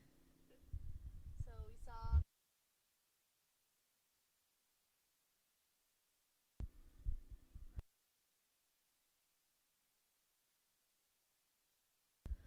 So our top 5 when they came across the finish line before, we saw Carter Lemke, Miles Perry, Aiden Volmouth, Jack Bernard, and Garrick Bashore.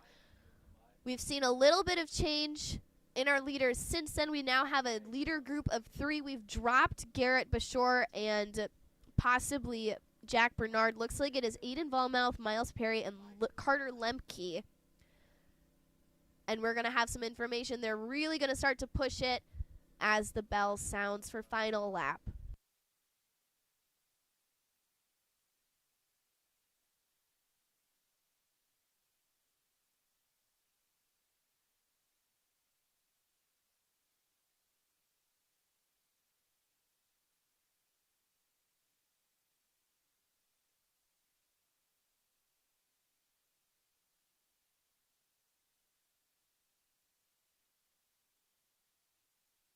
They're about 13 minutes into their race right now. Current race time is 2:43. They've got 20 minutes to put down as many laps as they can. We're at 5 laps so far. I'm guessing we're going to see about 7 before the end of this race. Looks like our leader 3 are now established, and we've got a chasing group of 1, 2. That should be Bashore and Lemke. Leading it out, Aiden Volmouth, Miles Perry, Jack Bernard in that 1, 2, and 3 positions. Number plates number 327, 303, 319. Carter Lemke taking 4th. He's got 320. And Garrett Bashore with a 323 number plate. Lap times dropping down to 154. Looking really good out there. Carter Lemke moving up to 203. He must have had a little bit of a stumble there, but he is getting back on the horse, back on the saddle, as we say in mountain biking. And it looks like our 2 chasers are reeling in our leaders making it back into a group of 5.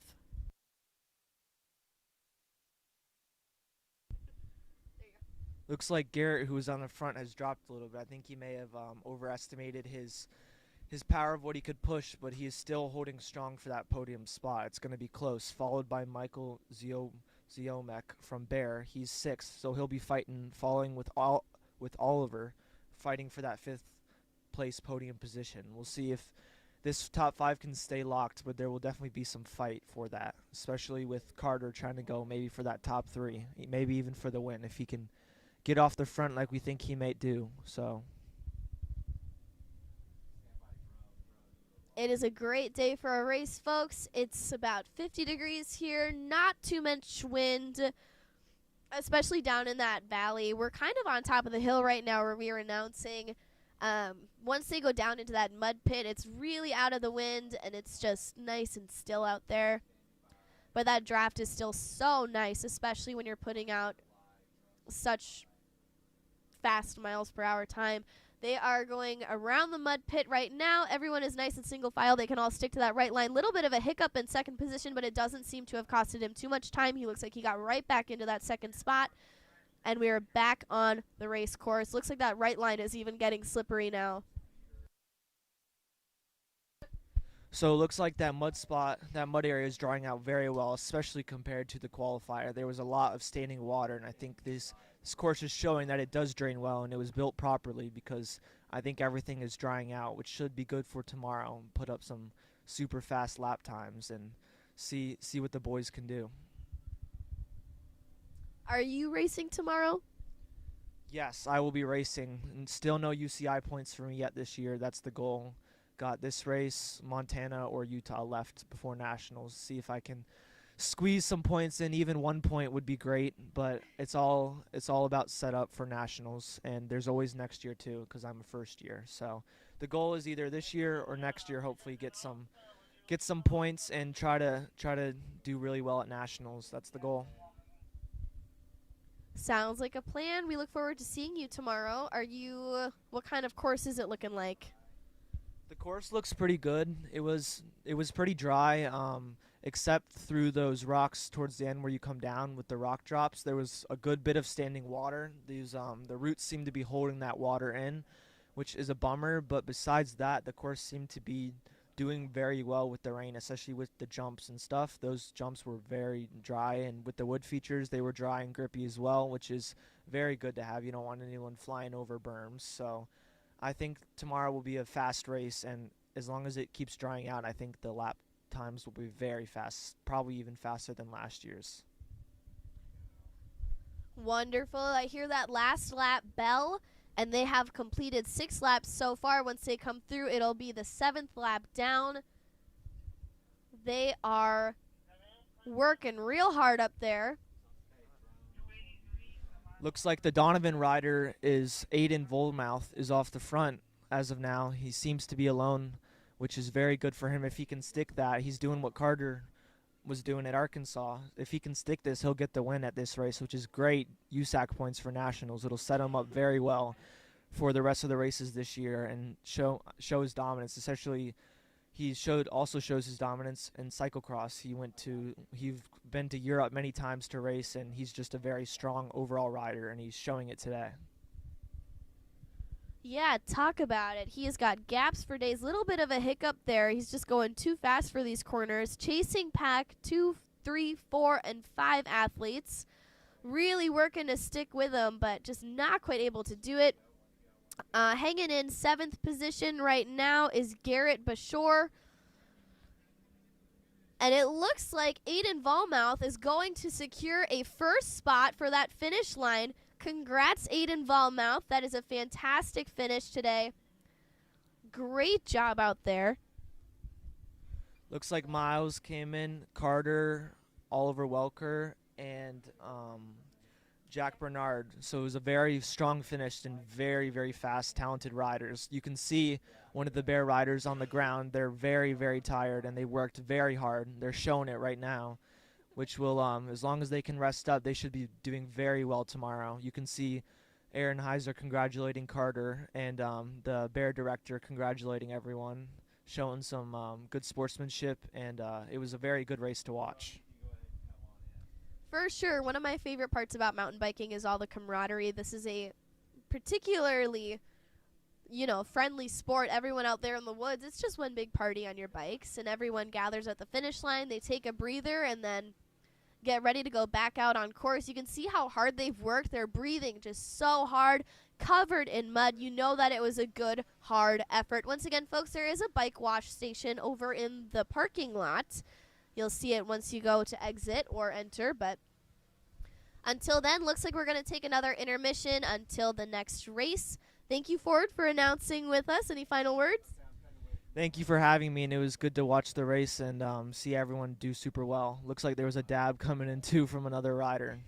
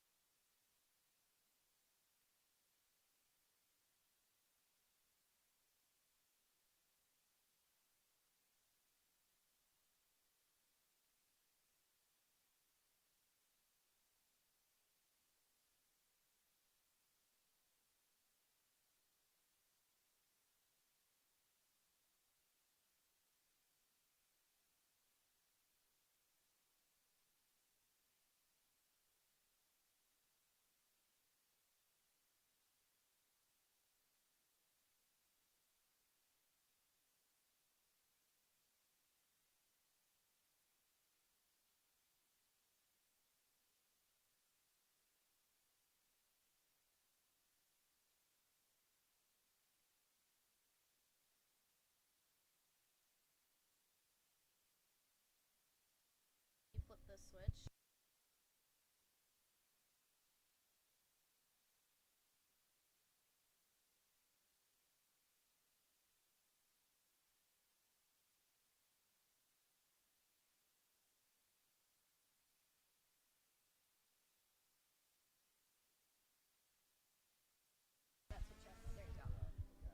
How many? Mike, you're still live. We gotta go to the barrel and then I'm gonna. They're gonna start. There we go. off. Okay. All right. So the U23 and pro women are off in the short track right now. It's a fast start up the hill. We've got some people that just took the whole shot. This is a great start because it spreads everybody out, and there's usually very, very clean.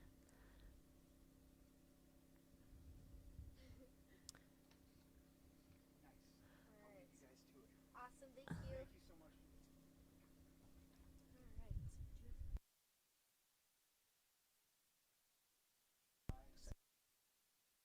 Oh, you're good. So we won't really be able to know until they come around.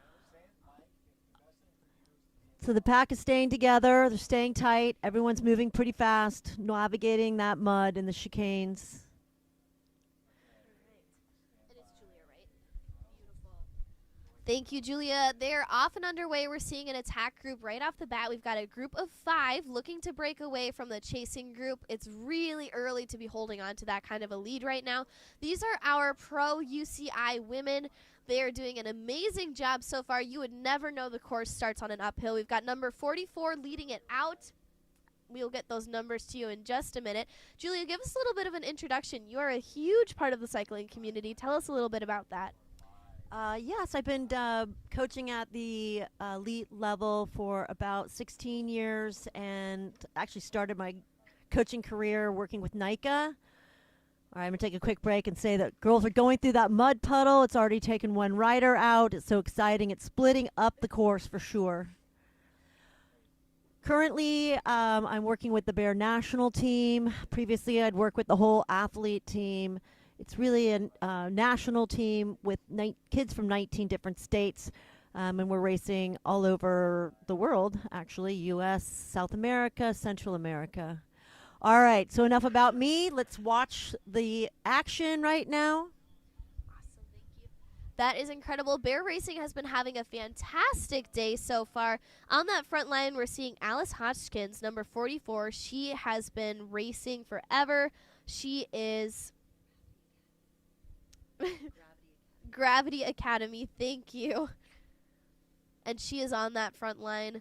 We've got a little bit of a gap in the attack now. We've got a leading group of 3 doing an amazing job so far over the logs and their little bit of air action. These ladies are pumping it though, nothing to be ashamed of there. We're going to get those lap times pulled up. As soon as they cross the finish line, they're going to come around. They're going up that start line now, coming around that downhill berm, through the mud pit, past the burgers, and then back through the finish to another lap. Once again, number 44, 42, and 43. 44 is Alice Hodgkins. 43 is Marie-Faye St. Ange. Lauren Agler, number 42, in second position, looking super strong out there. And we've got Bailey McSpadden from Bear in 4th. Coming on. This is a long race, people. It's 20 minutes, so this is not defining. We've got a little mixing up in the crowd there. I think Alice is still out for Gravity Academy. She's looking very smooth out front. There we go. Why does it keep shifting? That's not what I want. All right, we're in that now downhill section, coming back into the venue. It gets very, very fast out here, and these corners are super tight. But Alice is still looking good in the lead. We've got Marie-Faye in second wheel. And I think that's Nicole Bradbury is in third. And then we've got Bailey McSpadden. Alice Hodgkins, she is young for being this far out in front. She's only 19 years old. Racing Gravity Collective. Her bib number is 44, and she is doing a fantastic job right now. It is early on, though. To take the lead for the whole race at this point, at this level, is insane. It is going to be a tough one to hold on to. These are some of the best folks. Look at them go through this mud pit. This has been taking athletes out all day, and you wouldn't even know there's mud there. These ladies are doing fantastic. They're going through this course effortlessly. You can tell that they are the top of the top for a reason. They have been training all year for this, traveling all over the world for some of these young women. We've got Emma Schwab. She is 24 years old, racing cosmetic racing. Race plate number 46 in second position. Nicole Bradbury, number 40, racing Hockey Valley Resort from Armada, and she is 22 years old. Catherine Drossi, plate number 107. These are our stats from last lap. We're going to see them update in just a quick minute. Here they go across the line. Nicole Bradbury taking first position. Alice Hodgkins.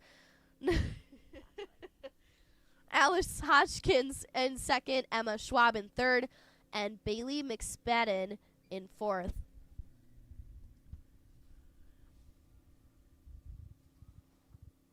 All right, the girls are making some moves. They're going over those logs right now. A lot of control over those logs and then a very tight turn. It looks like Nicole is still in the lead and Alice is right behind. And I believe Emma Schwab is in third with Bailey McSpadden in leading up fourth. These girls are taking no prisoners. They are going for it. Very little team tactics. This is a very different race than the last ones where everyone was bunched up until the last laps. These girls are going out from the first lap and making it happen. That's where you really start to see the effort of these pros. They go off full send from the gate. They train so hard. I heard Luana Lecomte, she trains harder than she does on her race days, so her race days are almost a recovery. Now, that's a little bit crazy, but these ladies definitely work super hard for their accomplishments, and you can see it in the way that they ride. We've got our top three right now just looking fantastic. Lots of space in between them. They're not really working together here, but they're doing a fantastic job. All right, in our chase group, we have Sam and Lily Bouchard and Catherine Dresser, Maya Bernhardt, and Lucy Hillstrom. These girls are working very hard, try and bridge the gap right now.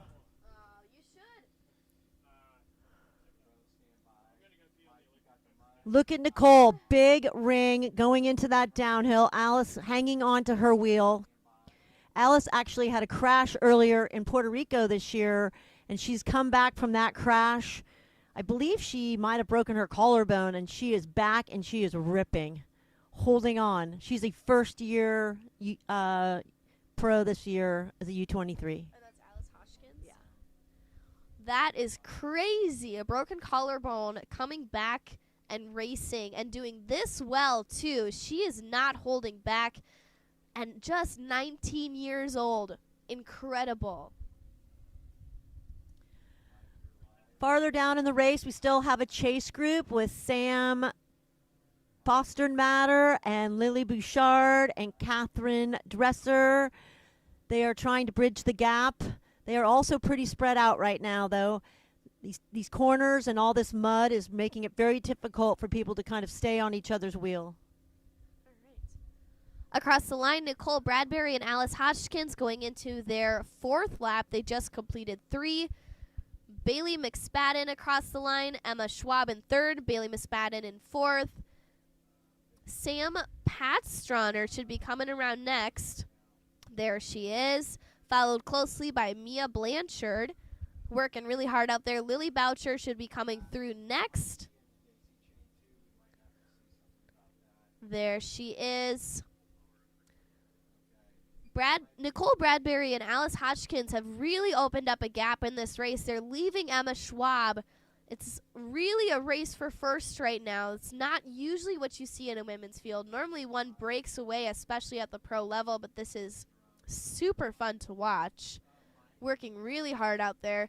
Emma Schwab kind of doing her own thing right now, trying to catch them back, but really more so fighting off from Bailey McSpadden from catching her wheel. She does not want to get rid of the third position. I want to make a quick call out too to Sam Pasternosser. She's right in there in the mix. She is a local girl from Marquette, Michigan. She and her friend Mira Calabas, they both race with Broken Spoke, and they grew up racing the Wars series. So it's really exciting to see these two that aren't typically in our national series doing so well in this short track. Yeah, no kidding, especially to have a Wars warrior kind of coming through back again. This course started off as a Wars course, right? And now they do both. We're going to see Wars race on Sunday. And they are just doing amazing. They smell the burgers. They want the burgers. They cannot have the burgers until they finish. We're going to see some real good motivation there. Once again, Alice Hoskins, just 19, hanging on to Nicole Bradbury's wheel. She's 22. She's still young as well. And they are just working together. Nicole really leading it out. Alice taking that draft. Just working together here to get through this course. It's muddy out there, but it's drying up real nice, as Ford said earlier. They're taking that right line, which has been proven to be doing pretty well. Seems to be getting a little bit slippery out there, though. A little bit of a hiccup, but nothing too bad. The left line might be something to check out in races to come.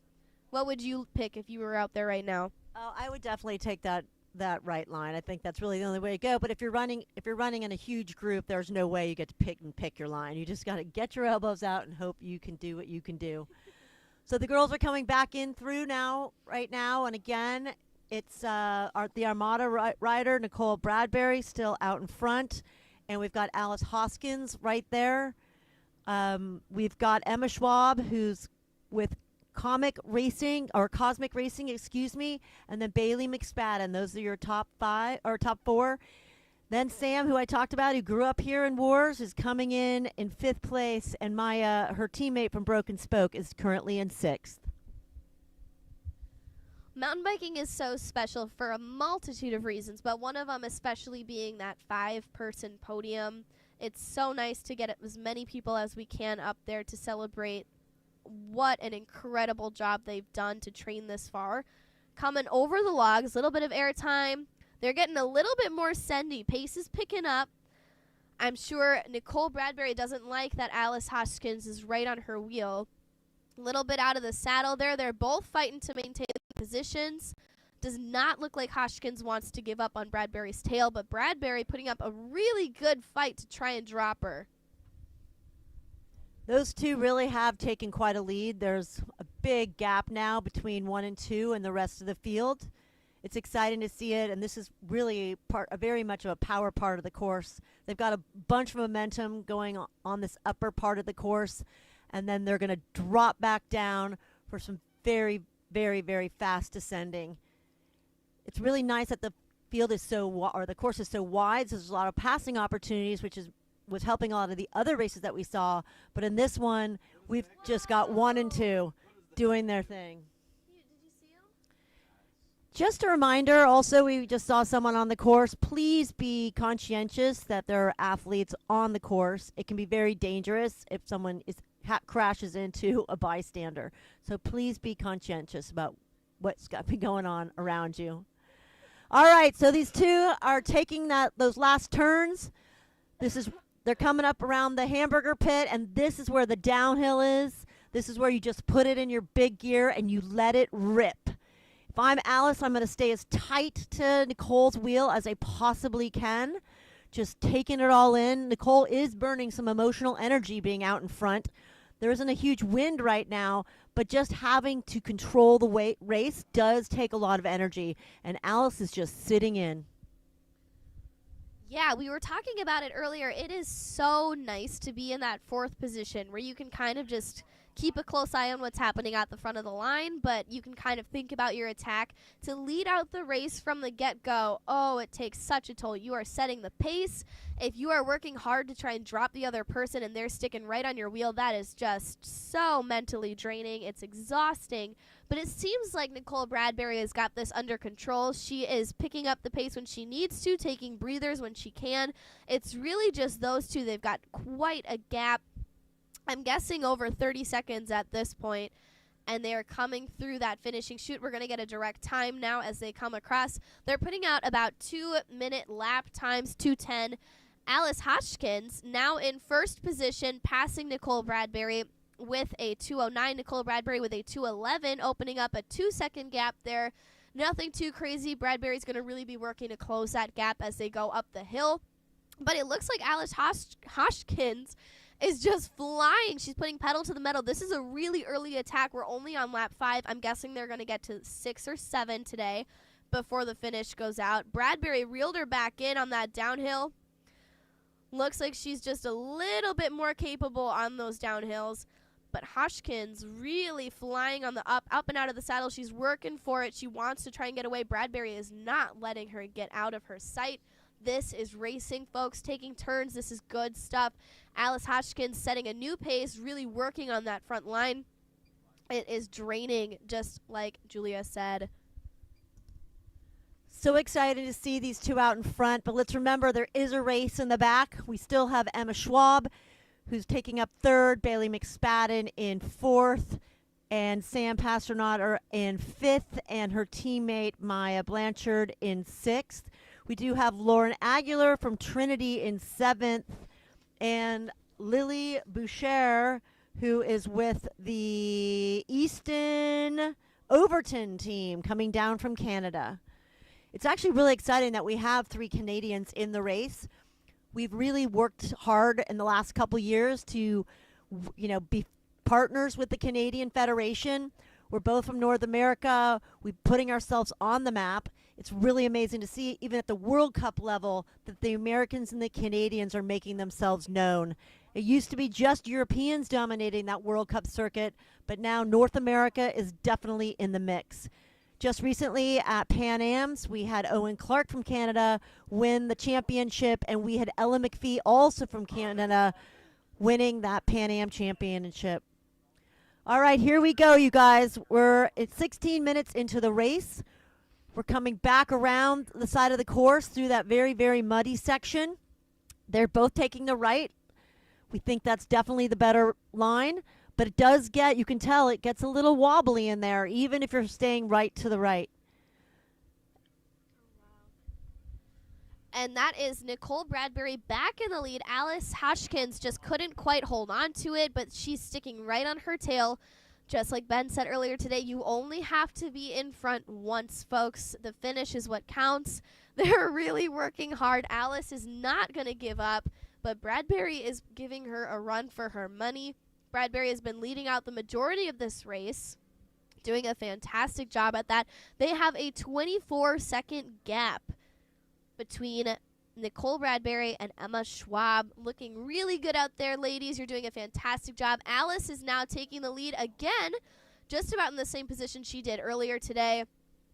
Julia, congratulations on some fantastic racing with the Bear Squad. They seem to be doing amazing. What has been the best part about coaching over the years? Definitely the family that we've created. We have an amazing group of alumni that are now racing at the highest level of the sport and at the factory level and at the Olympics. That's definitely what makes it all worth it.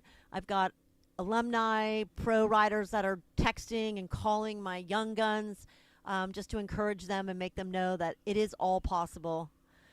All right, I'm going to get back to the race at hand. This is looking very exciting. We have Alice Hoskins in the lead, up that hill, out of the saddle. She looks very, very smooth, but Nicole is just biding her time right now, sitting behind. Those two really have put a huge gap on the field. In third, we now have Bailey McSpadden. She has passed Emma Schwab. She's doing fantastic for that podium position. And then we have Sam Pasternak in fifth, and Lauren Aguilar has moved from 7th to 6th. Lauren races with Trinity Racing, and she will be going off to Europe in a couple weeks. Those women are coming in now. It's looking fast. It's looking strong. We just had a major move made by Nicole. Nicole Bradbury absolutely gapping Alice Hodgkins. She knows that this is the last lap. She opened up a huge gap, had to slow down on that corner there, but you can see her just really working. Alice Hoskins is going to try to catch up, but it looks like Bradbury just flew. You'd think she had wings with how fast she got away from her. She has got her pedal to the metal coming around this straight section.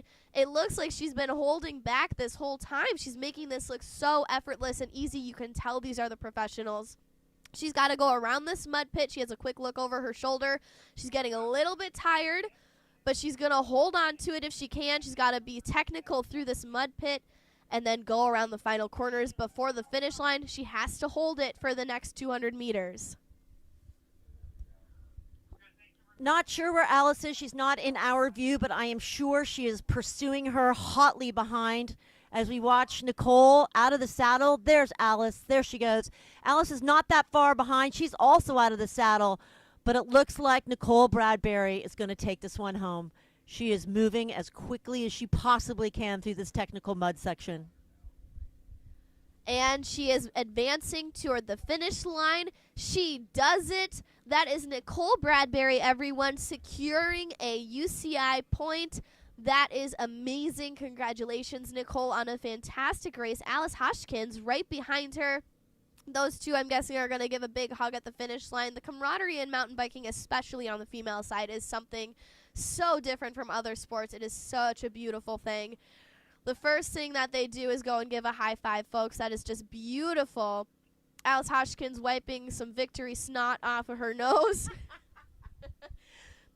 And the rest of our finishers are going to be coming through. Bailey McSpadden looking to secure a third position. Emma Schwab looking to get fourth. And Sam Paternoster hoping to get a fifth spot on that podium.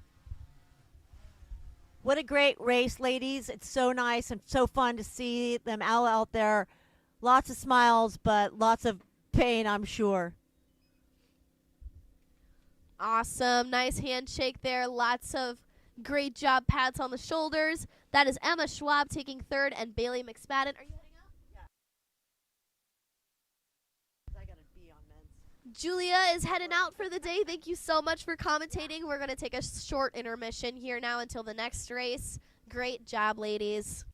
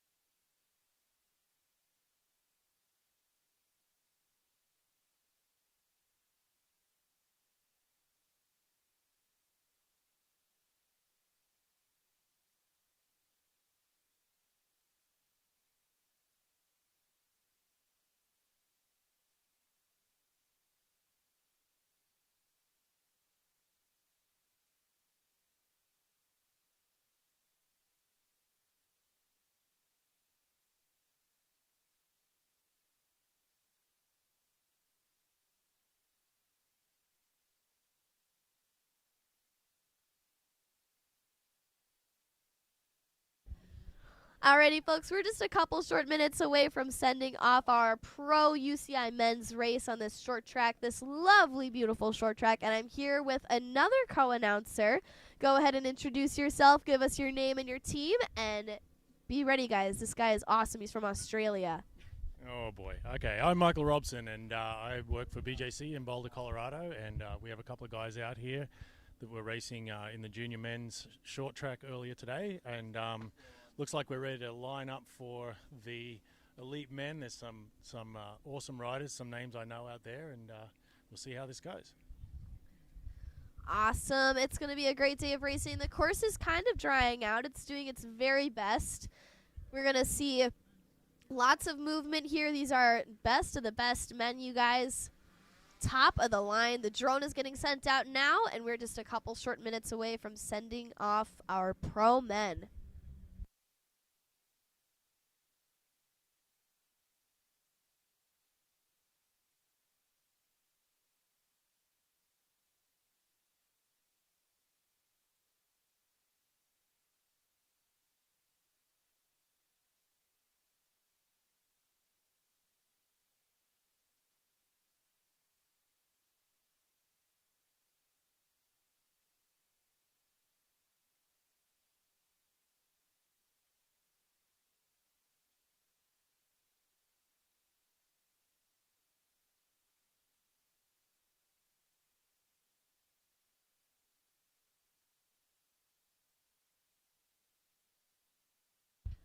On the front line, we're going to see Robbie Day. He is favored to win just based off of his call up there. He's number one. We've got Devin Freehan, Dane Gray, Ivan Sippy, Nicholas Konecki. Thank you, Mike. Caleb Swartz, Carter Hall, Soren Waslaki, Dylan Kerr, Lassie Konecki. That's going to be a mouthful. We've got Adam Motes, Reludo. Oh, guys, that's the whistle. I'm going to pass it off to Mike here to get us started for this amazing race start. Okay, looks like a nice clean start for the elite men here in Englewood, working their way up the hill. It's hard to see who's taken the lead just yet, but we'll have a pretty good eyeball on them here in a second.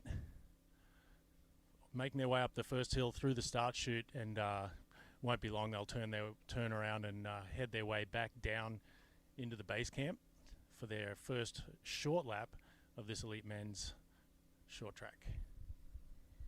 You would never know the course starts on an uphill. They're putting out like 20 mile an hour up that hill, you guys. The adrenaline of a race start, especially when you're surrounded by this many other people, is crazy. Little bit of congestion around that first corner. It's getting a little bit noisy there, but nothing too crazy. These guys are the best of the best. They know how to navigate, big crowd like this. They're not going to bump handlebars, but they are heading towards that mud pit. This has been giving us problems all day. I'm excited to see how these pros navigate it. It's a little bit gnarly out there. Yeah, that's for sure. Coming up to this mud pit, it looked like in earlier races there was a nice rut forming on the right, and they're going to follow that rut down and try and stay on the right to stay away from the really deep mud. And then when you're on the outside there, that sets you up to get around the rest of the bottom part of the course. But pretty clean so far. Doesn't look like just as I said that. Bit of a mishap going on there. Looks like everyone's up and going again though. Pretty clean for a first crash. There were only 2 that ended up going down there. Nothing too crazy. Everyone was able to kind of get around them and be safe about that. I saw a couple athletes going about it, taking the left line and then cutting over into the right, which was interesting to see. I think that there is definitely some strategy going about it that way. We are getting the results pulled up now. Right now we've got a nice steady group, single file for everyone, and leaders are doing amazing. One thing I'm noticing that's very interesting about this race is the cyclocross elite men's national champion Andrew Strohmeyer is up there just kind of tail gunning on the back of that front group, and he would be a really interesting guy to watch in a race like this. This is a muddy and kind of slippery course, but there's not a lot of rocks and junk in it, so this might really suit Stromey well. 100%. All he has to do is stay on his bike. And cyclocross, you have to hop off and get back on again. You know, he is going to do amazing, especially now that he knows what's up. He's pointed it out. It looks like we're seeing a nice pass from P4 moving into P3. P2 now. He's really trying to work his way up. We're going to see if he can do it.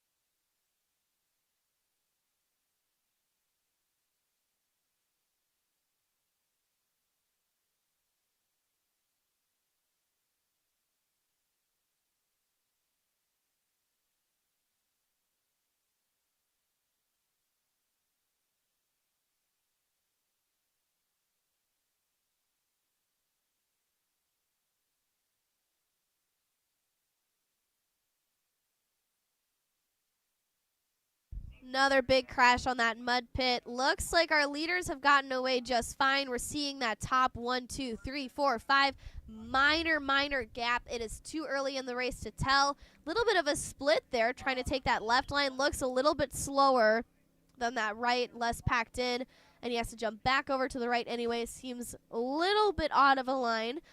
They are going back onto that uphill. We're going to see him coming up on the ridge now.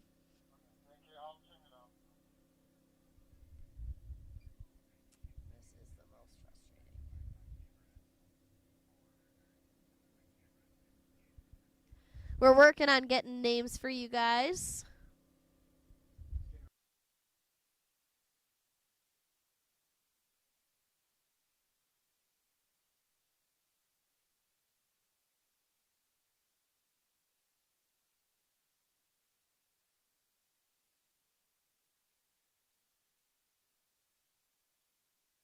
So how long have you been in the cycling world?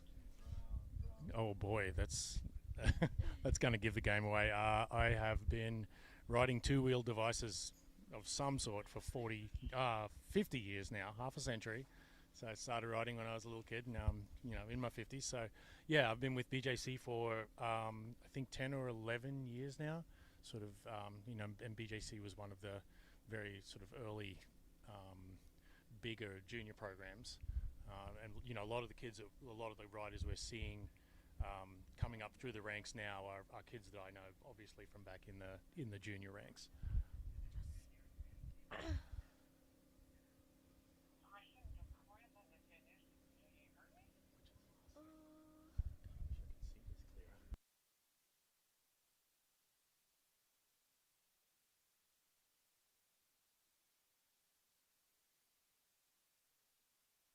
I don't care about that. I just wish I knew who to talk about.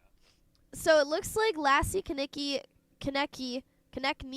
oh my goodness, is leading it out. Number 4, we've got Carson Hampton right behind him. Dylan Kerr holding 3rd position. Adam Moat in 4th. Austin Beard in 5th. Xavier Roy 6th. Owen Deal in 7th. And they are making their way through the course. The lap time on my race result does not seem to be correct. I wouldn't trust that, but I am trusting our leaders based on that app. So we'll see if it holds up to be truthful, folks. That is where I'm getting my information. So if I'm wrong, forgive me. But once again, Lassie Konechny is in 1st position. Carson Hampton, Dylan Kerr, and Adam Moat, followed by Austin Beard holding that top 5. Looks like our top 4 stops at Adam Moat, and then we've got a little bit of a chaser. Following that interesting line again, Carson Hampton is leading it out with Lassie Konechny now in 2nd. Okay, coming up in 3rd place, looks like it's Dylan Kerr and my buddy Adam Moat coming through to round out the top 5 as they work their way back up the hill again. Seems like a little bit of status quo at the front of the group now. They've settled down a little bit, and I'm sure these riders are starting to think about what their next move is going to be. Yeah, 100%. We've been talking all day about that fourth position, really how nice it is to be kind of third, fourth, fifth, to kind of follow that leader and keep up with everyone, but then you're able to make an attack and you aren't getting super tired with that draft. Where do you tell your riders to be when you're coaching them?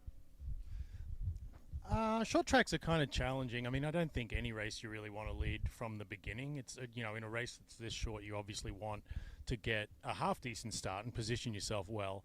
But I think leading the race the entire time is probably pretty dangerous, because a bunch of other guys are just going to sit behind you and swamp you at the end.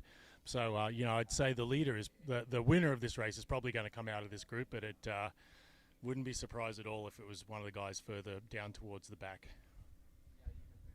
Yeah, 100%. Once again, folks, Carson Hampton, Lassie Konechny, Austin Beard, Dylan Kerr, Adam Moat, and Owen Deal, followed by Xavier Roy and Ratuyo Gutierrez, are leading it out. That's our top 7 there. And those are our, leader pack. They're going around the burger pit. They smell the burgers. They cannot wait to be done. They're going around and into that mud. And we've been seeing a little bit of hiccups there as they navigate that mud pile, but these front 7, they have not been struggling with it. See some super calibers out there, some trucks in the field. What's your favorite bike? Oh boy, I'd have to say my trusty Super Cal is my favorite bike. I have a Trek Boon for cyclocross, and I also have a Super Cal, obviously, for mountain biking. Awesome. I haven't seen a Boon in a long time. They don't really come into my town. Ooh, big wipeout on that mud pit. Slid in the mud. He's just having so much fun. It's a slip and slide out there. We saw a little bit of a hiccup. Saw a little bit of a slide in that leader group. Folks are coming around again. That is Lassie Konechny. Who is in front? Who would you say is in front? I thought it was Stromey, but I think it might actually be Carson Hampton. You've been having some issues with the chip, so I wouldn't doubt it. So. So that looks like it's Lassie Konechny working his way up the hill now. Pretty strong group that are going up with him. In there is Austin Baird, Adam Moat, obviously, and Owen Deal. So seems like a pretty good, strong group, but they've slowed down a little bit. The pace has come down a little bit, and it looks like there's riders connecting from the back. So there's obviously been a little bit of a truce called for the moment, with coming into 3 or 4 laps to go. I think now it's I think the riders are going to start making their plans and figuring out what they're going to do here. Oh, yeah, 100%. They're going to be coming down into that infield. Their coaches are going to get to talk to them. Their fans, they're going to feel that motivation. They are just flying on the straight section. A nice pass there. New first position. That should be Austin Beard taking that first place right now. Navigating that corner. Downhill, this is where Julia would tell you to get into that high gear and just cook as they come down into the infield. Lots of opportunity for passing here. They're coming around a big corner. Slow it down. Take the inside. Get around if you can. Looks like everyone's happy with their position. They're taking that nice inside line. And again, around the burger pit. Yeah, that U-turn that those guys just popped around has been interesting all day. It started out really slippery this morning. Now it's setting up into a little bit of a rut, but the grass line around the outside is still like a little bit faster than just riding the clean apex. And once again, as they work their way up to the mud pit here, you see an interesting variety of lines. I solidly believe that right side with the rut and then keep it pinned on the right side is the way to go, which is what most people are doing. The rut is definitely, it's getting pretty deep, and if you get your wheel caught in it and you're off balance, you're gonna get in trouble, and we've seen a few people go down that way. Speaking of that, one guy just went down. That is someone removed from our front 5. Our front 5 has dropped down to front 4, and they're putting a little bit of a gap there now. It's really front 3. We're going to see that 4th position really work to try and catch up. They're coming through the finish line. We're going to get names for you here in just a second as it loads.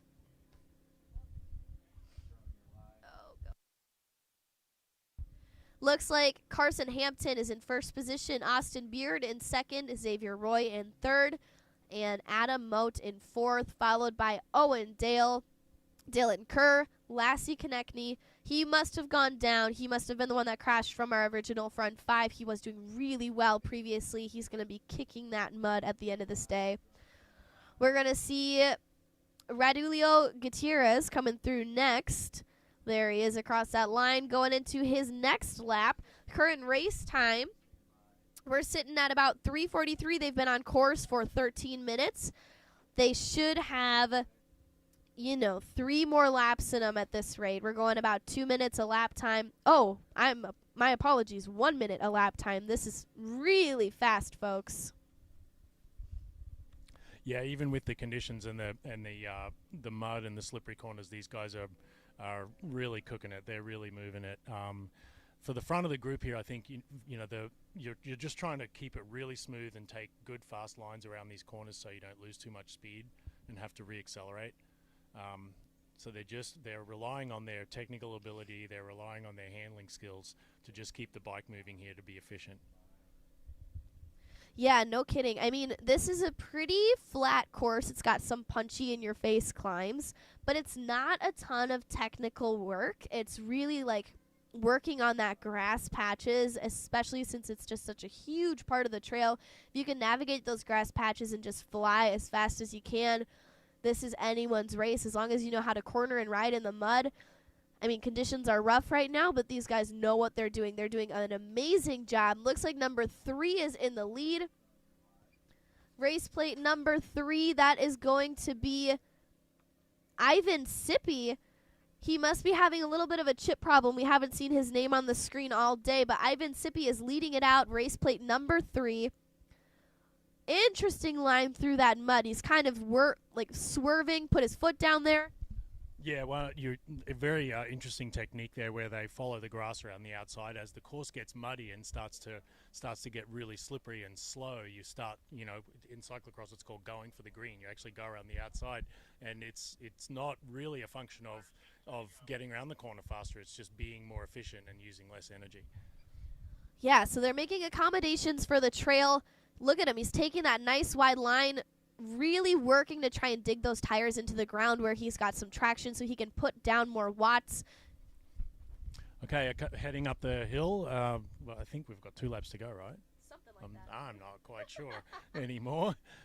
But that front group has been whittled down pretty significantly. Just 3 guys there now, and even they're getting a little bit strung out. Yeah, no kidding. I mean, lap times do not seem to be slowing down. They're sticking around 1:07, which is by far the fastest times that this course has seen all day. The elite women were putting out about 2:07. These guys have cut that time down by a minute. I'm starting to wonder if the lap time maybe is correct. I'm not really sure. We had some issues trying to get the timing pulled up, so I'm not 100% on if it's accurate, but so far so good. And these men look like they are just kicking butt. We've got Carson Hampton in first place as of now on the app, but it looked like Sippy was actually in first. We've got an attack happening. Yeah, correct me if I'm wrong, but I believe that's my old junior buddy Austin Beard making his way to the front there. That's not quite sure what that move is there. He might be just hoping to get into this bottom U-turn nice and clean and not get caught up behind someone if they slip over. Yeah, I mean, from my experience in the women's field, we're always very communicative about passing and making sure everyone kind of gets a chance in the lead just to take turns drafting. I've never raced at this level, though. What's been your experience with men's racing so far? Oh, boy. Hang on. What was the question? So in women's racing, it's a little bit more communicative. Like, you take turns leading, especially at my level. I never went pro or anything, but in the men's field, are they adamant about taking turns in the front, or is it more kind of every man for himself? Oh, I mean, at this point of the race, everybody's hatching their own little plan, and they're trying to figure out what they're going to do, trying to figure out how they can do the least work and get the most out of it.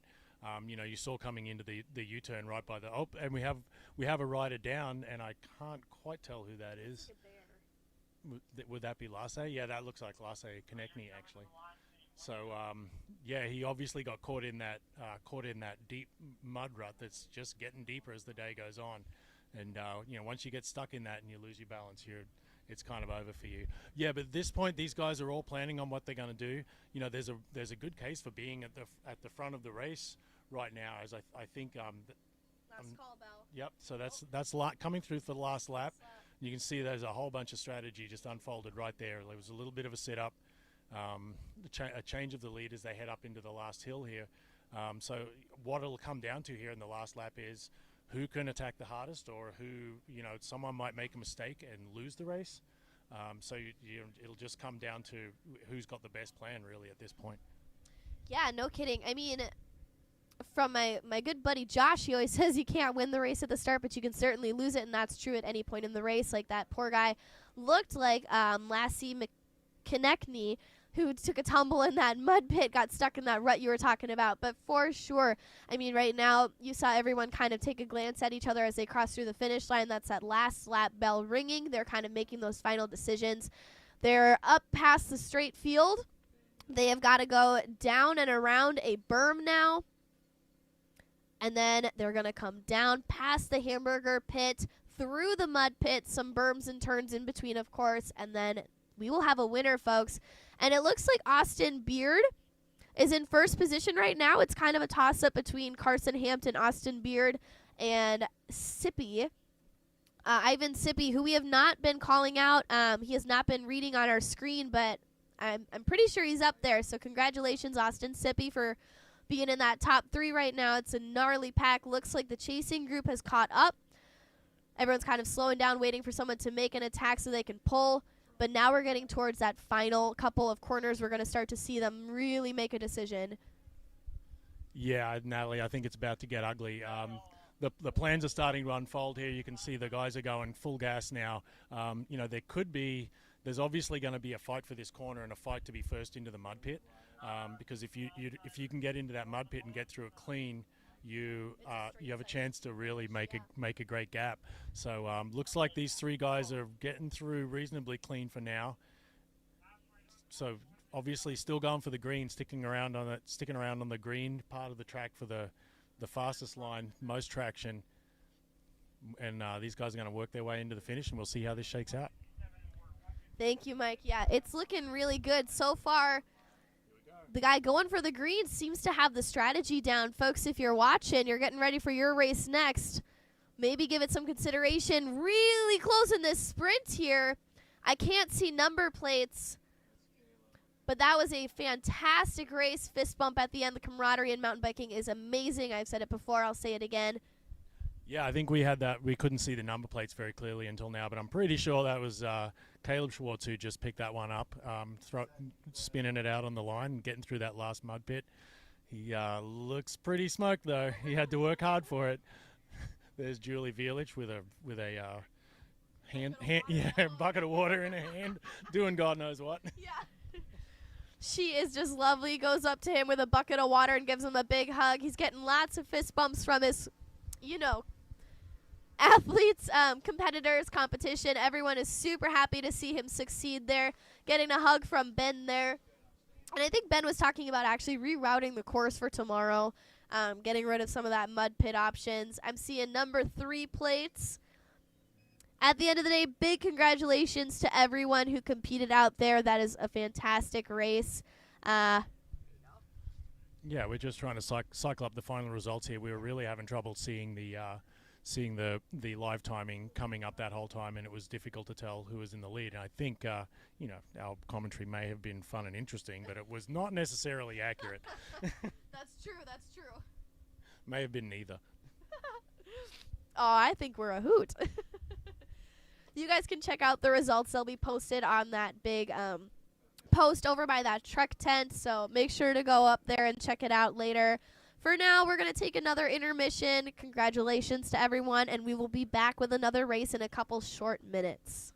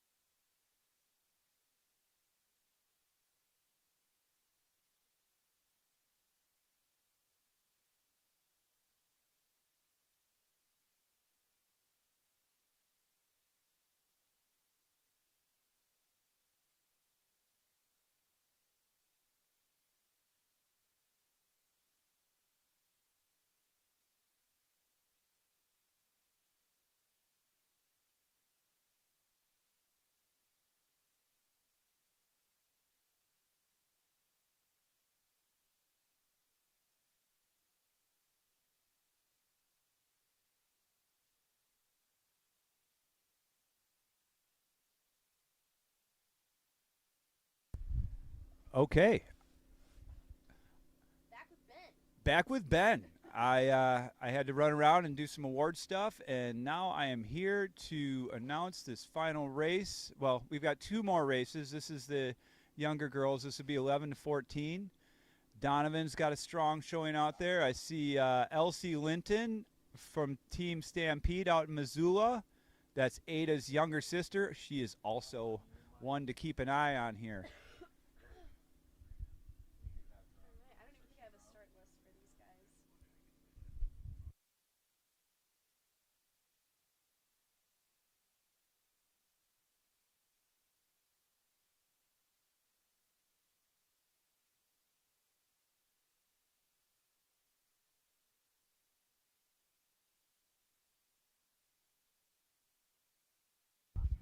And here we go.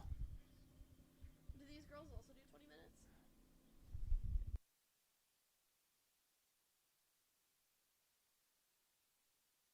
Oh my gosh. We've got a strong start here, nice and clean. That's what we'd like to see. Oh, we got a big attack up the outside. That girl is not happy where she was sitting, and I'm not exactly sure who it is, but she is on the move.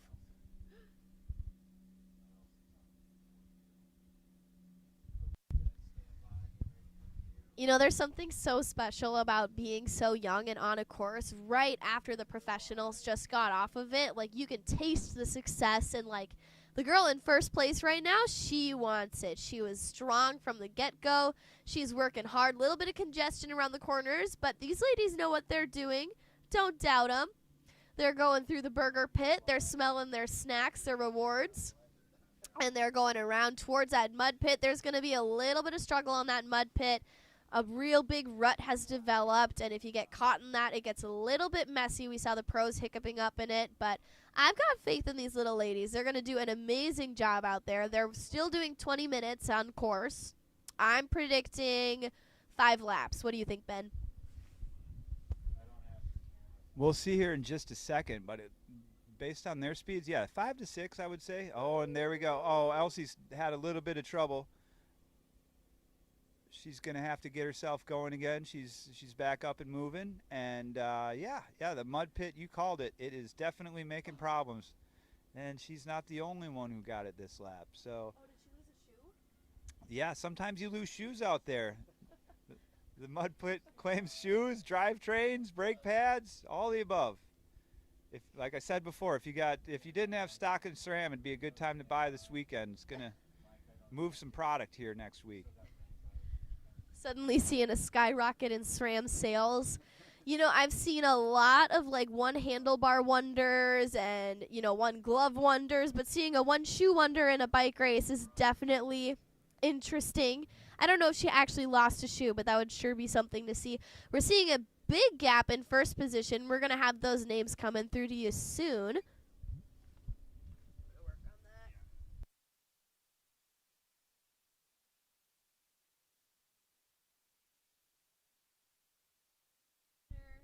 And this group is really starting to stretch out as they hit this rock drop, or the log drop, I should say. Oh, here we go. Anna. We've got Anna Morozovich is out front. She's riding for Durango Devo.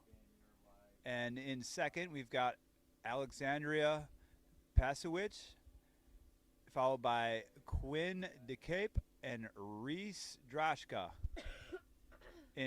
In sixth place, we've got Kinsey Oberding for Donovan Racing. She's also a very fast cross racer, as is Maggie Daly in sixth. Phoebe Hackensack, that sounds like a Minnesota name. I could be wrong, but I've seen a couple of fellow MCA athletes out here on course. It's been super good to see these names on the screen. A little bit of a familiar face. Not actually seeing a face, though. We've got Kyria Newby, Mia Tarani, Dovie Allen, Sylvia Palamaki, Lotzi Johnson, Stella Palamaki, and Kylie Rogers, all out on course. Once again, Anna Morozovich is really leading it out. She's got a huge gap. Alexandria Pasowicz Not looking to give up that second position, though. They're coming around the corner into the burger pit again. Gonna go back into that mud pit shortly. We saw a little bit of congestion in the mud pit, but they were in a much bigger pack. Now we're seeing a little bit more space in between these girls.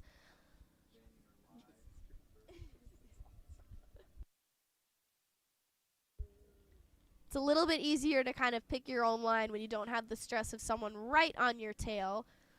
So I'm sure we'll see much more success navigating this mud pit.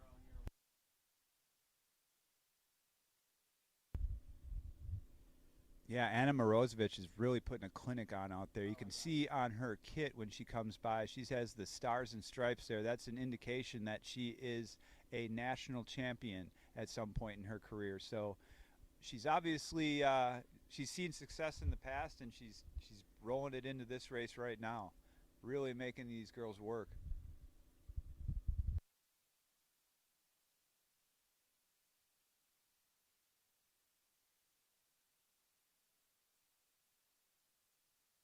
Yeah, quite a few star and stripe jerseys out there on course today. Definitely no strangers to being at the front of a bike race. Lots of great success across the line. Anna Morozevich, we haven't seen her time come through. There she is. She is from Durango Development Team, putting out a 2:15 lap time. That's faster than I thought they were going to be putting out. They might get to 6 laps today if they can keep that up.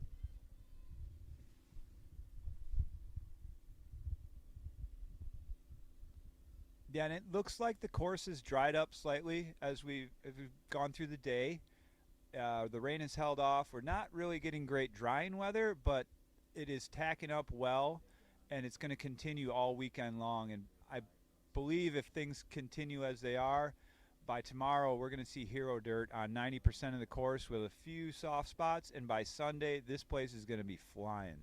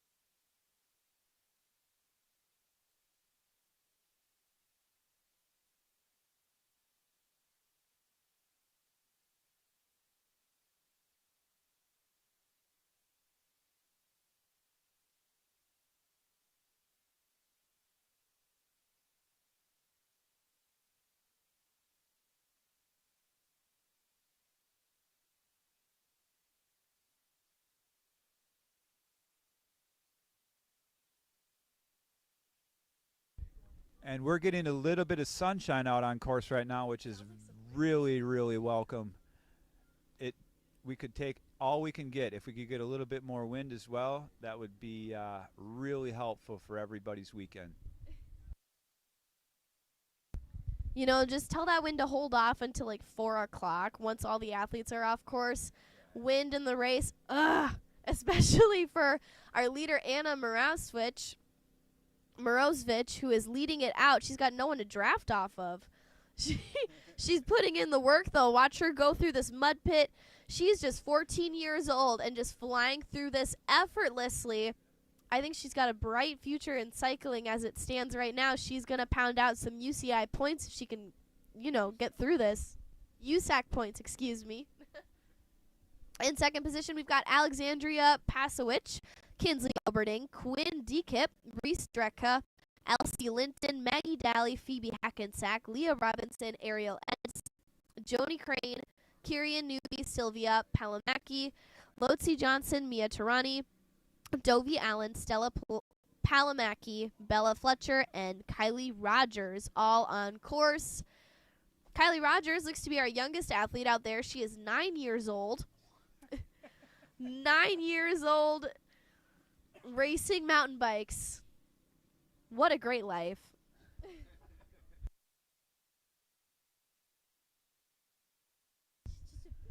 For sure. We like to see that out here at Englewood. Start 'em young. If Kylie's parents are listening, she's got a free burger coming.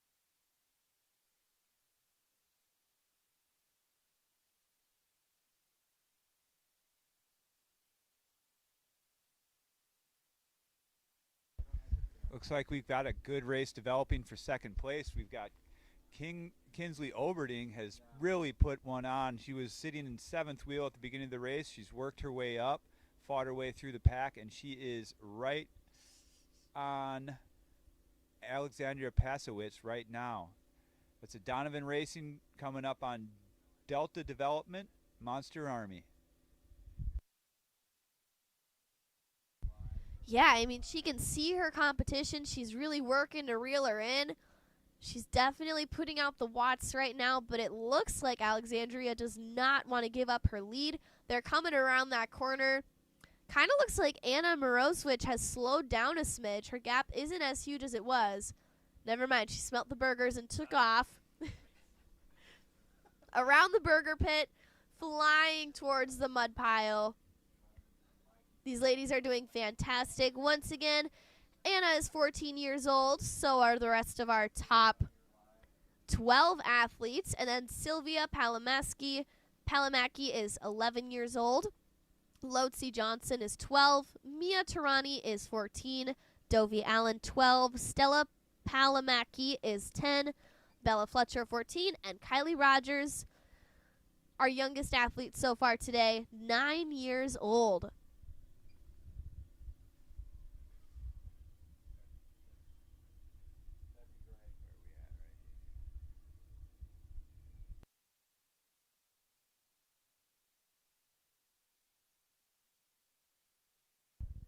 Yeah, it looks like we're going to get 6 laps on this race.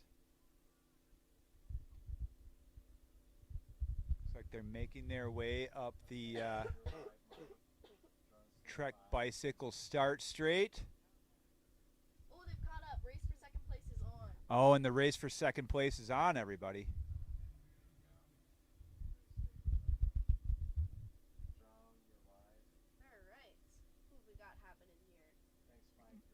Kinsley Oberding has moved herself into second place, and she is not going to sit there. She's going to make that move stick, and it looks like she is going to lock that down pretty well. We are just 12 minutes into this race, and Kinsley Oberding has moved herself from 7th into 2nd position, and she is not slowing down. Kinsley Oberding must not have brakes. She is flying through this course right now. Anna Morozewicz has got definitely some competition. Look at her already gaining on her. Kinsley Oberding is really advancing on this trail, and it looks like she just passed. Kinsley Oberding. That's a lapper. Oh, never mind. That's just someone getting lapped. So sorry.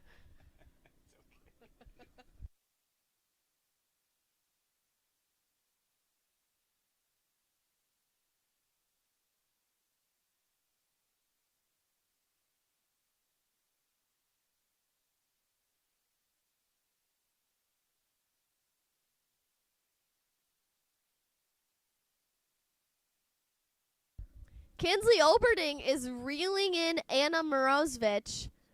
Coming around the corner, looks like they're going to lap another one. But we've got less than a 10-second gap right now between these two girls. Nice pass on the left there by Anna.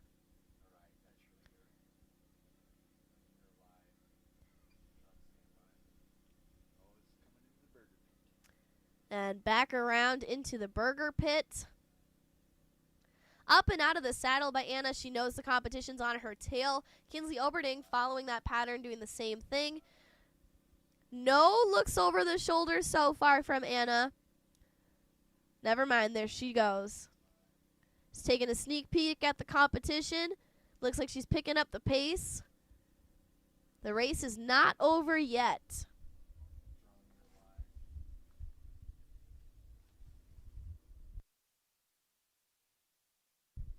They're heading back down into the Orange Seal Mud Pit. We're going to coin that the Orange Seal Mud Pit, I guess, from here on out. Sticky like tires. You can add that one. It's sticky like tire sealant, you guys. It's gonna really just grab on. I think I saw lots of mud in some kid's braces. Poor guy. But that just means he was smiling on the course. So really, how poor of a guy is he?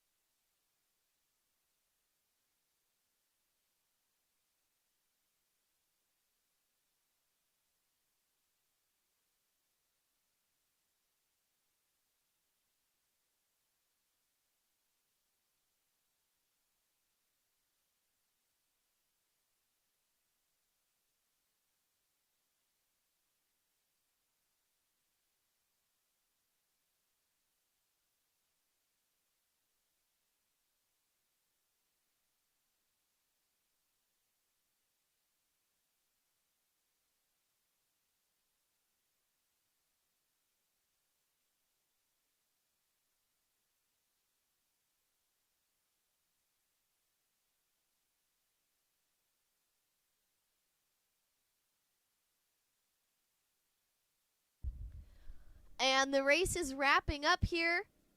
They've been on course for 15 minutes. Looks like they're going to get through the finish line and go in for one last lap.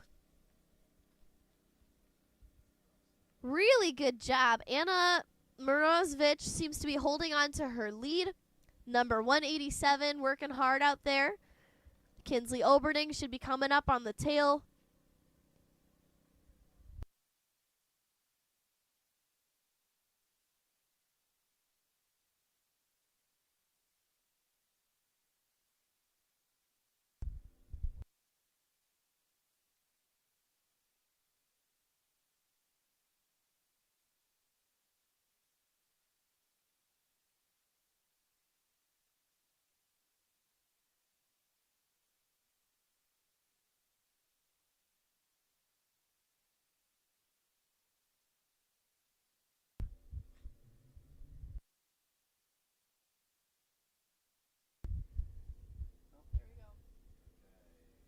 And Anna Morozovic is coming up right now. She's going to cinch the victory here today. Your 11-14 winner for the Englewood Open 2025 short track. Big congratulations to Anna. She pounded out 6 laps out there today. Kinsley Oberding coming across the line now with third position. Looks like it was a fight for second, and Kinsley Oberding secured the finish. Alexandria Pasowicz right behind her. Lots of hugs at the finish line. Proud mom and dad and coaches. Here comes our fourth place.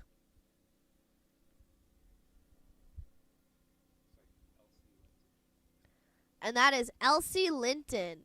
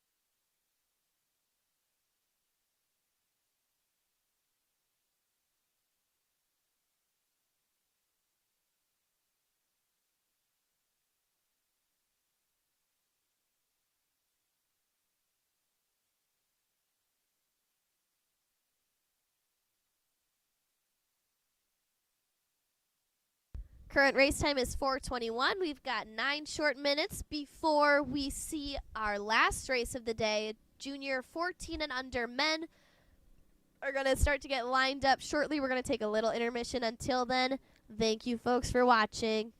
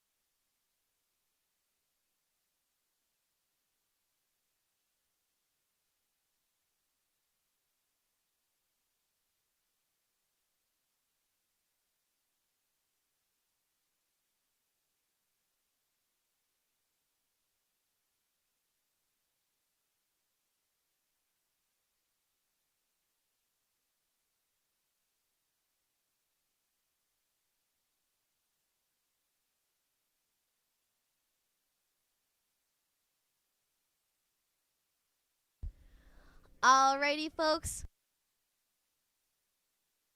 I'm here with Marcus. He's going to be our co-commentator for this event. On the front line, we're going to see Braden Kerr, Eddie Sylvia V, Nate Beaver, Axel Farmham, Leo Carlin, Owen Lawson, Lucas Harper, Elliot Knox, Roskin Biesel, Rylan Levy, Daniel Flukiger, Jose Maria Galvez, Elijah Girl, George Bender, Landon Flugel, Owen Morozovich, Rio Johnson, Elliot Groon, Henry Bobkick, Philip Bender, Fisher Polomsky, Tyler Thelman, Tavin Sheepers, Max Bender, and Cyrus Valentine.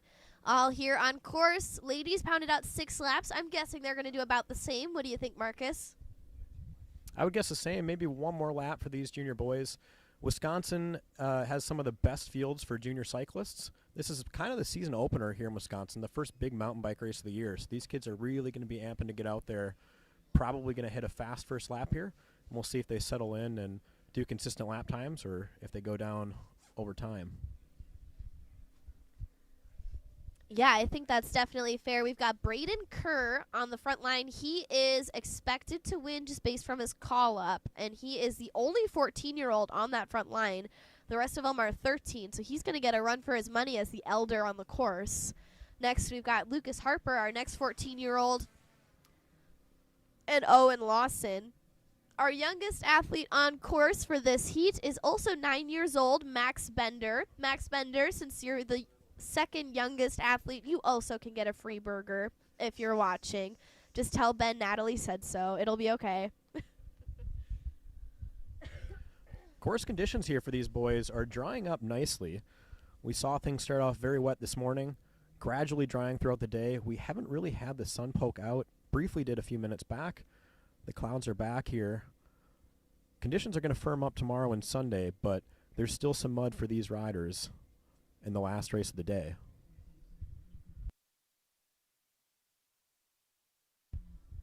Kerry Gonzalez on the mic. Kerry, the WARS announcer. You see him at 10 races throughout the year here in Wisconsin. He's getting the races started here, and we should be starting any second here. We'll toss it to Natalie.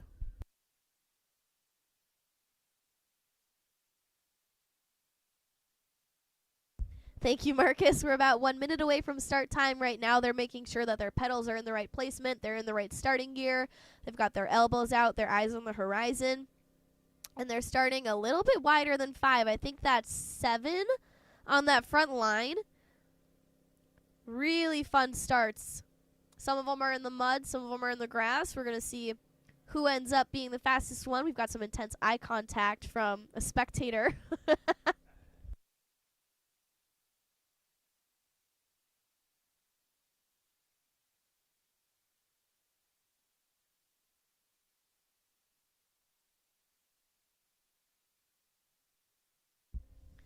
Hey folks, once again, if you finish your race and you want to stop by at the top of the hill and say a couple words on camera, we would love to interview you. We want to make sure everyone gets a chance to talk if they want to. I would love to hear about the race and the course conditions. I don't bite. Feel free to stop on by. And they're 15 seconds from start line, just like that.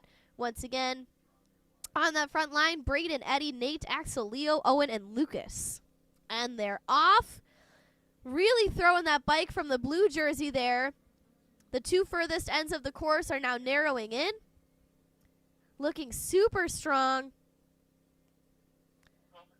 And the drone is up.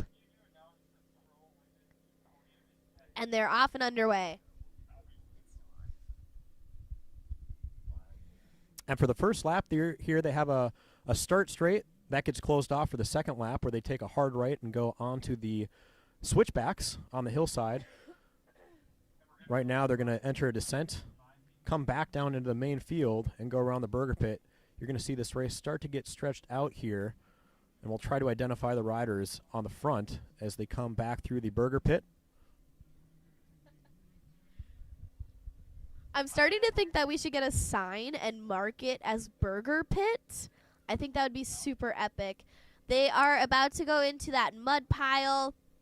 Pretty quick here. We're going to see a little bit of congestion around the corner as they make their way onto the course.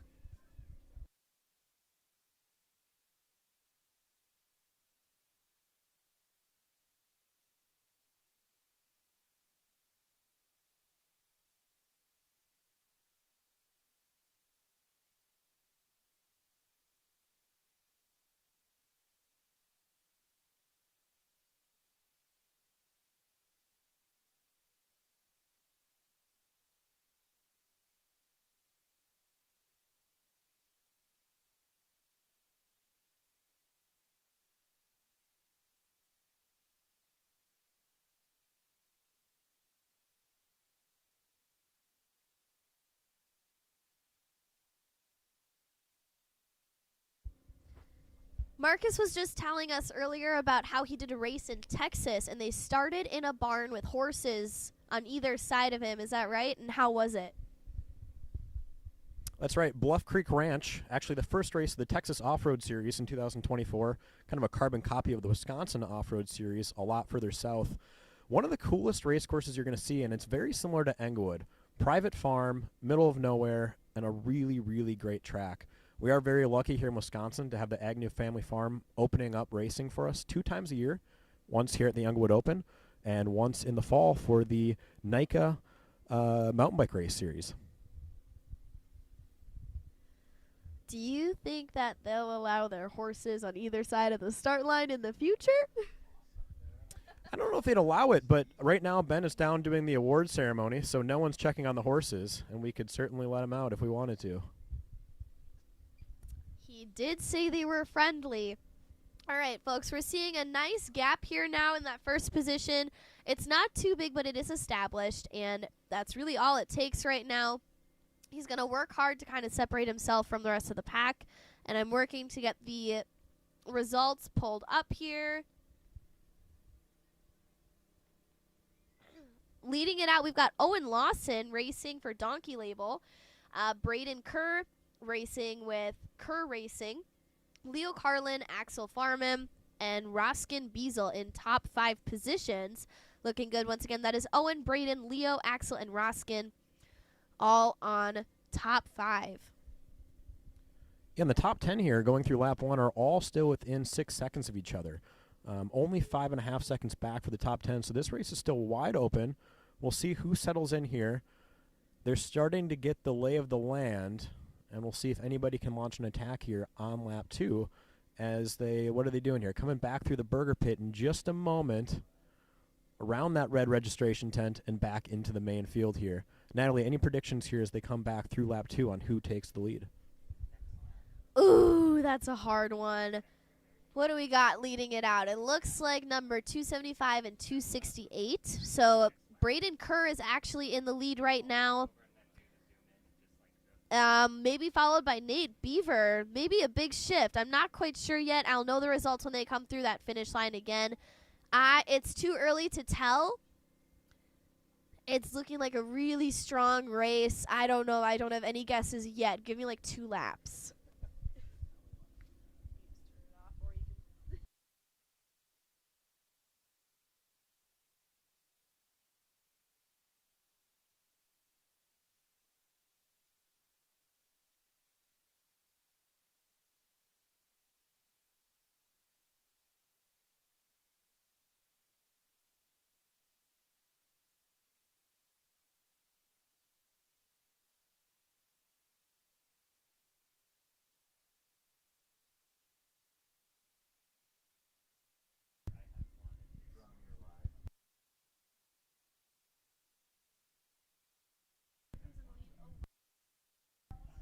Let's go.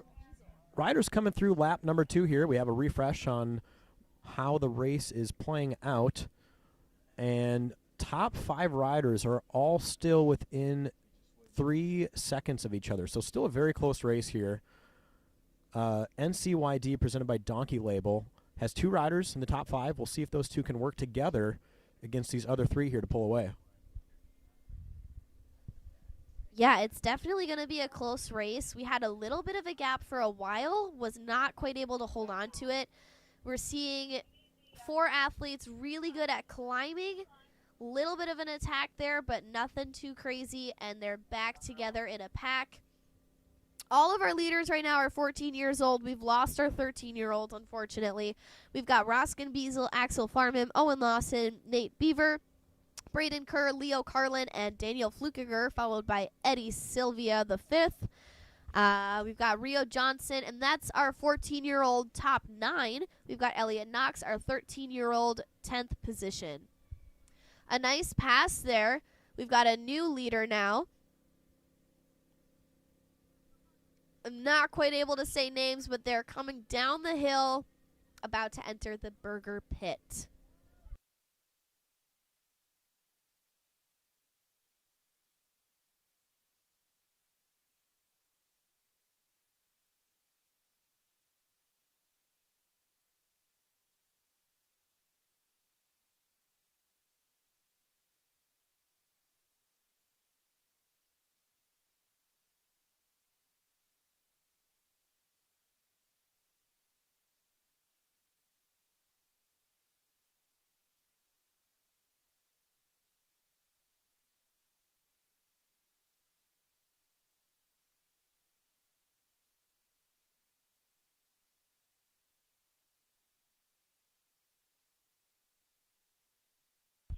looks like Roskin Biesel is holding on to that lead. He's from Donkey Label. Looks like he's doing a really good job at maintaining that first position, but we're still very early on in the race. We're only 5 minutes in last time they came around. We're going to be sitting close to 10 minutes, not quite, once we see them again.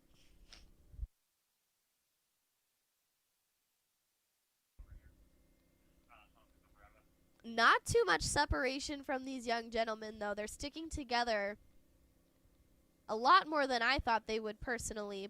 A little bit of an attack there. A blue is passing a green. And we have our first lapped athlete. That is Roskin Biesel continuing to lead it out with Donkey Label. We've got Daniel Flukiger moving up in the lines. He is now in second position. Axel Farman in third. Owen Lawson, Leo Carlin, Rio Johnson, Nate Beaver, Braden Kerr, Eddie Sylvia the fifth, and Elliot Knox.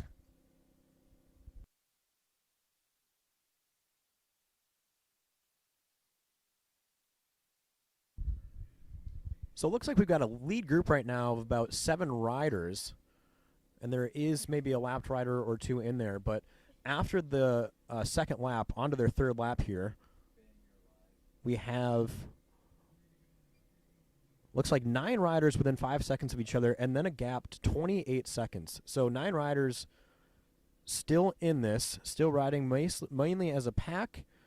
And like I said earlier, we still have NCYD presented by Donkey Label with 2 racers in the top 5, still looking for those 2 to work together to potentially get away from this group here. And we did, we were owed a prediction by Natalie in 2 laps. I believe that was 2 laps ago. So we'll hold her to it and see if we have a prediction for this next lap. Man, I'm feeling good about Daniel Flukiger. I like that last name. He's moved up into second position. I'm feeling confident about Daniel Flukiger, but Roskin Biesel is really doing a good job leading it out. We're definitely going to see some big names in this competition as we go forward. Do you have any predictions, Marcus? You know, I don't. I'm pretty unfamiliar with this top 8. Not familiar names in the Wisconsin series here, so this is a bit unpredictable. I do like the NCYD presented by Donkey Label duo to maybe get together here and make an attack. Team racing, it's a bit tough in short track, as short as it is, only 20 minutes of racing, but these 2 are familiar with the course now, 3 laps in, and they might be planning a move. Oh, I agree. I would love to see some team camaraderie across the finish line. You know, the first 2 laps are the warm-up, the second 2 are the race, the last 2 are the cool-down. You know, like these guys, they know what they're doing out there. Donkey Label getting a little bit stuck in the mud, but moving back in front of the other blue kid. So, Marcus, you worked for Trek. Would you recommend Trek as an employment place for any listeners out there? Trek is a fantastic place to work. Awesome people. We get to do awesome work, and we get to be around bikes every day. You can't really beat it. We are right down the road from this farm in Waterloo, Wisconsin, so we're in a beautiful spot, and we're excited for a full season of mountain bike riding here in Wisconsin. For those of us here in the Midwest, a lot of riders coming from the West Coast, coming from down south, but the season is just getting started for us at Trek headquarters and everybody else here in the Midwest. Natalie, have you been doing any mountain bike riding so far this year? Ooh, I just bought a really nice Super Caliber, and I've used it like 4 times. I feel so sad. I have been busy marathon training, though. After May 18th, I will be done running forever until next week. And then I will go back to mountain biking as much as I can. It's definitely my favorite sport. Don't tell my running shoes that I just bought, but it'll be okay. If you could pick a position that is not on the podium line, what would be your favorite position to finish in a race? I got to go with 11th place. Reason being is it's my favorite number. Okay. No reason, but you're just outside of the top 10. You're still close. Obviously, you always prefer first place on the podium, but with the fields that we have racing here in Wisconsin, it is a very tall task. Sometimes 11th place is all you can ask for. And you know what? With the fields we have here, it's something to be proud of. We saw fields today that exceeded, what, Natalie? Was it over 70, 80 riders in a few of the classes? Oh, yeah. Yeah, these fields have been seeing tons and tons of laps today. A new leader, by the way, folks. Axel Farnham taking the lead. Daniel Flukiger holding on to second place. Roskin Biesel has moved down into 5th position. We saw a little bit of a shift there. We're going to continue seeing some shifts now as it is getting into attack o'clock. We are nearing the end of the race course. I think my favorite position, if not on the podium, would definitely be last place. I think if you follow the Margie Gessick at all, they celebrate DFL, dead last. And it's really fun.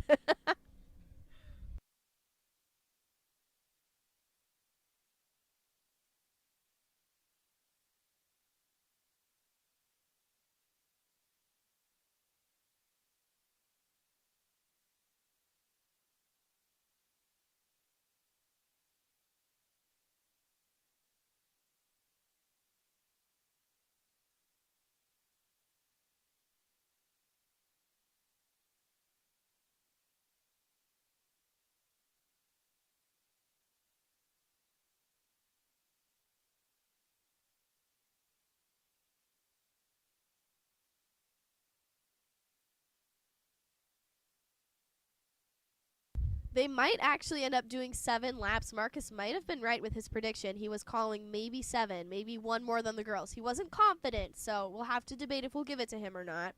He did say 6 too, but I'm thinking that these boys are definitely capable. They're coming across the line now. Axel Farnham in first, Rio Johnson in second, Owen Lawson in third with 5 laps, 13 minutes down on the clock.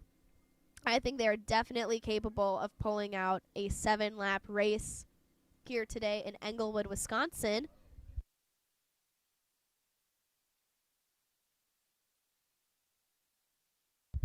Never mind, I heard the last lap bell.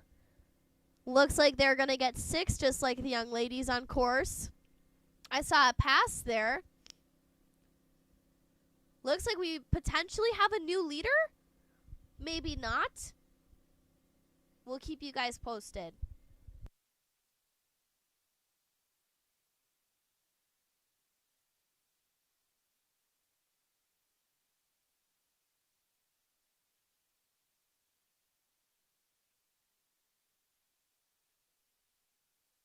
Big thanks to Zilla Productions for letting us, live stream broadcast for all of you today in the infield. Huge thank you to them.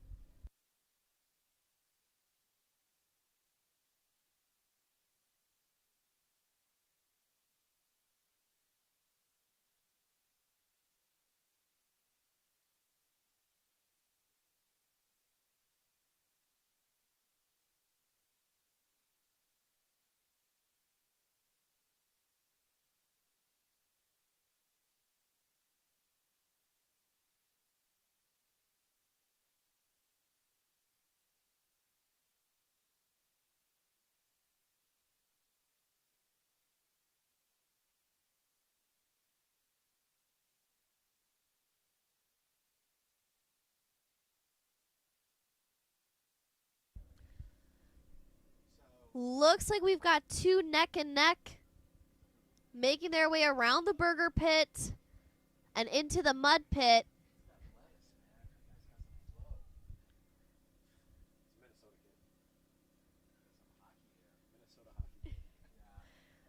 Nice comments about the Minnesota hockey hair here.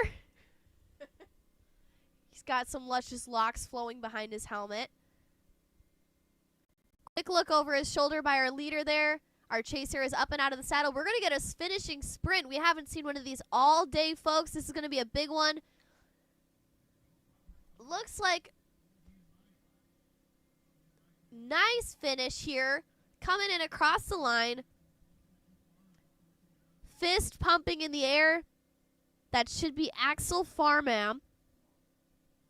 And he does it. Congratulations to Axel Farnham on a wonderful race. Rio Johnson securing a 2nd place. Big congratulations. And Natalie, just as I predicted on lap 1, Axel takes the victory. And it came down to only 3 seconds in the end. Rio Johnson only 3 seconds back. It looks like the top 5 are all in now within 20 seconds of each other. This is the future of mountain bike racing. 2 NCYD presented by Donkey Label in the top 5 at the end of the day, but neither were able to get into the lead position. That, again, goes to Axel Farman.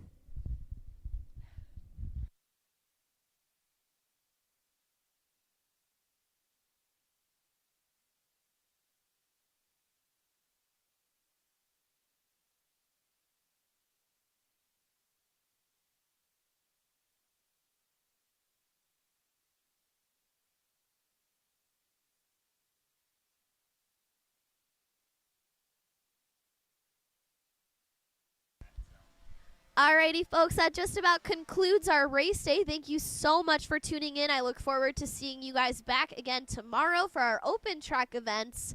The course will be a little bit different and a whole lot drier. So until then, have a great rest of your night, and I will see you all tomorrow.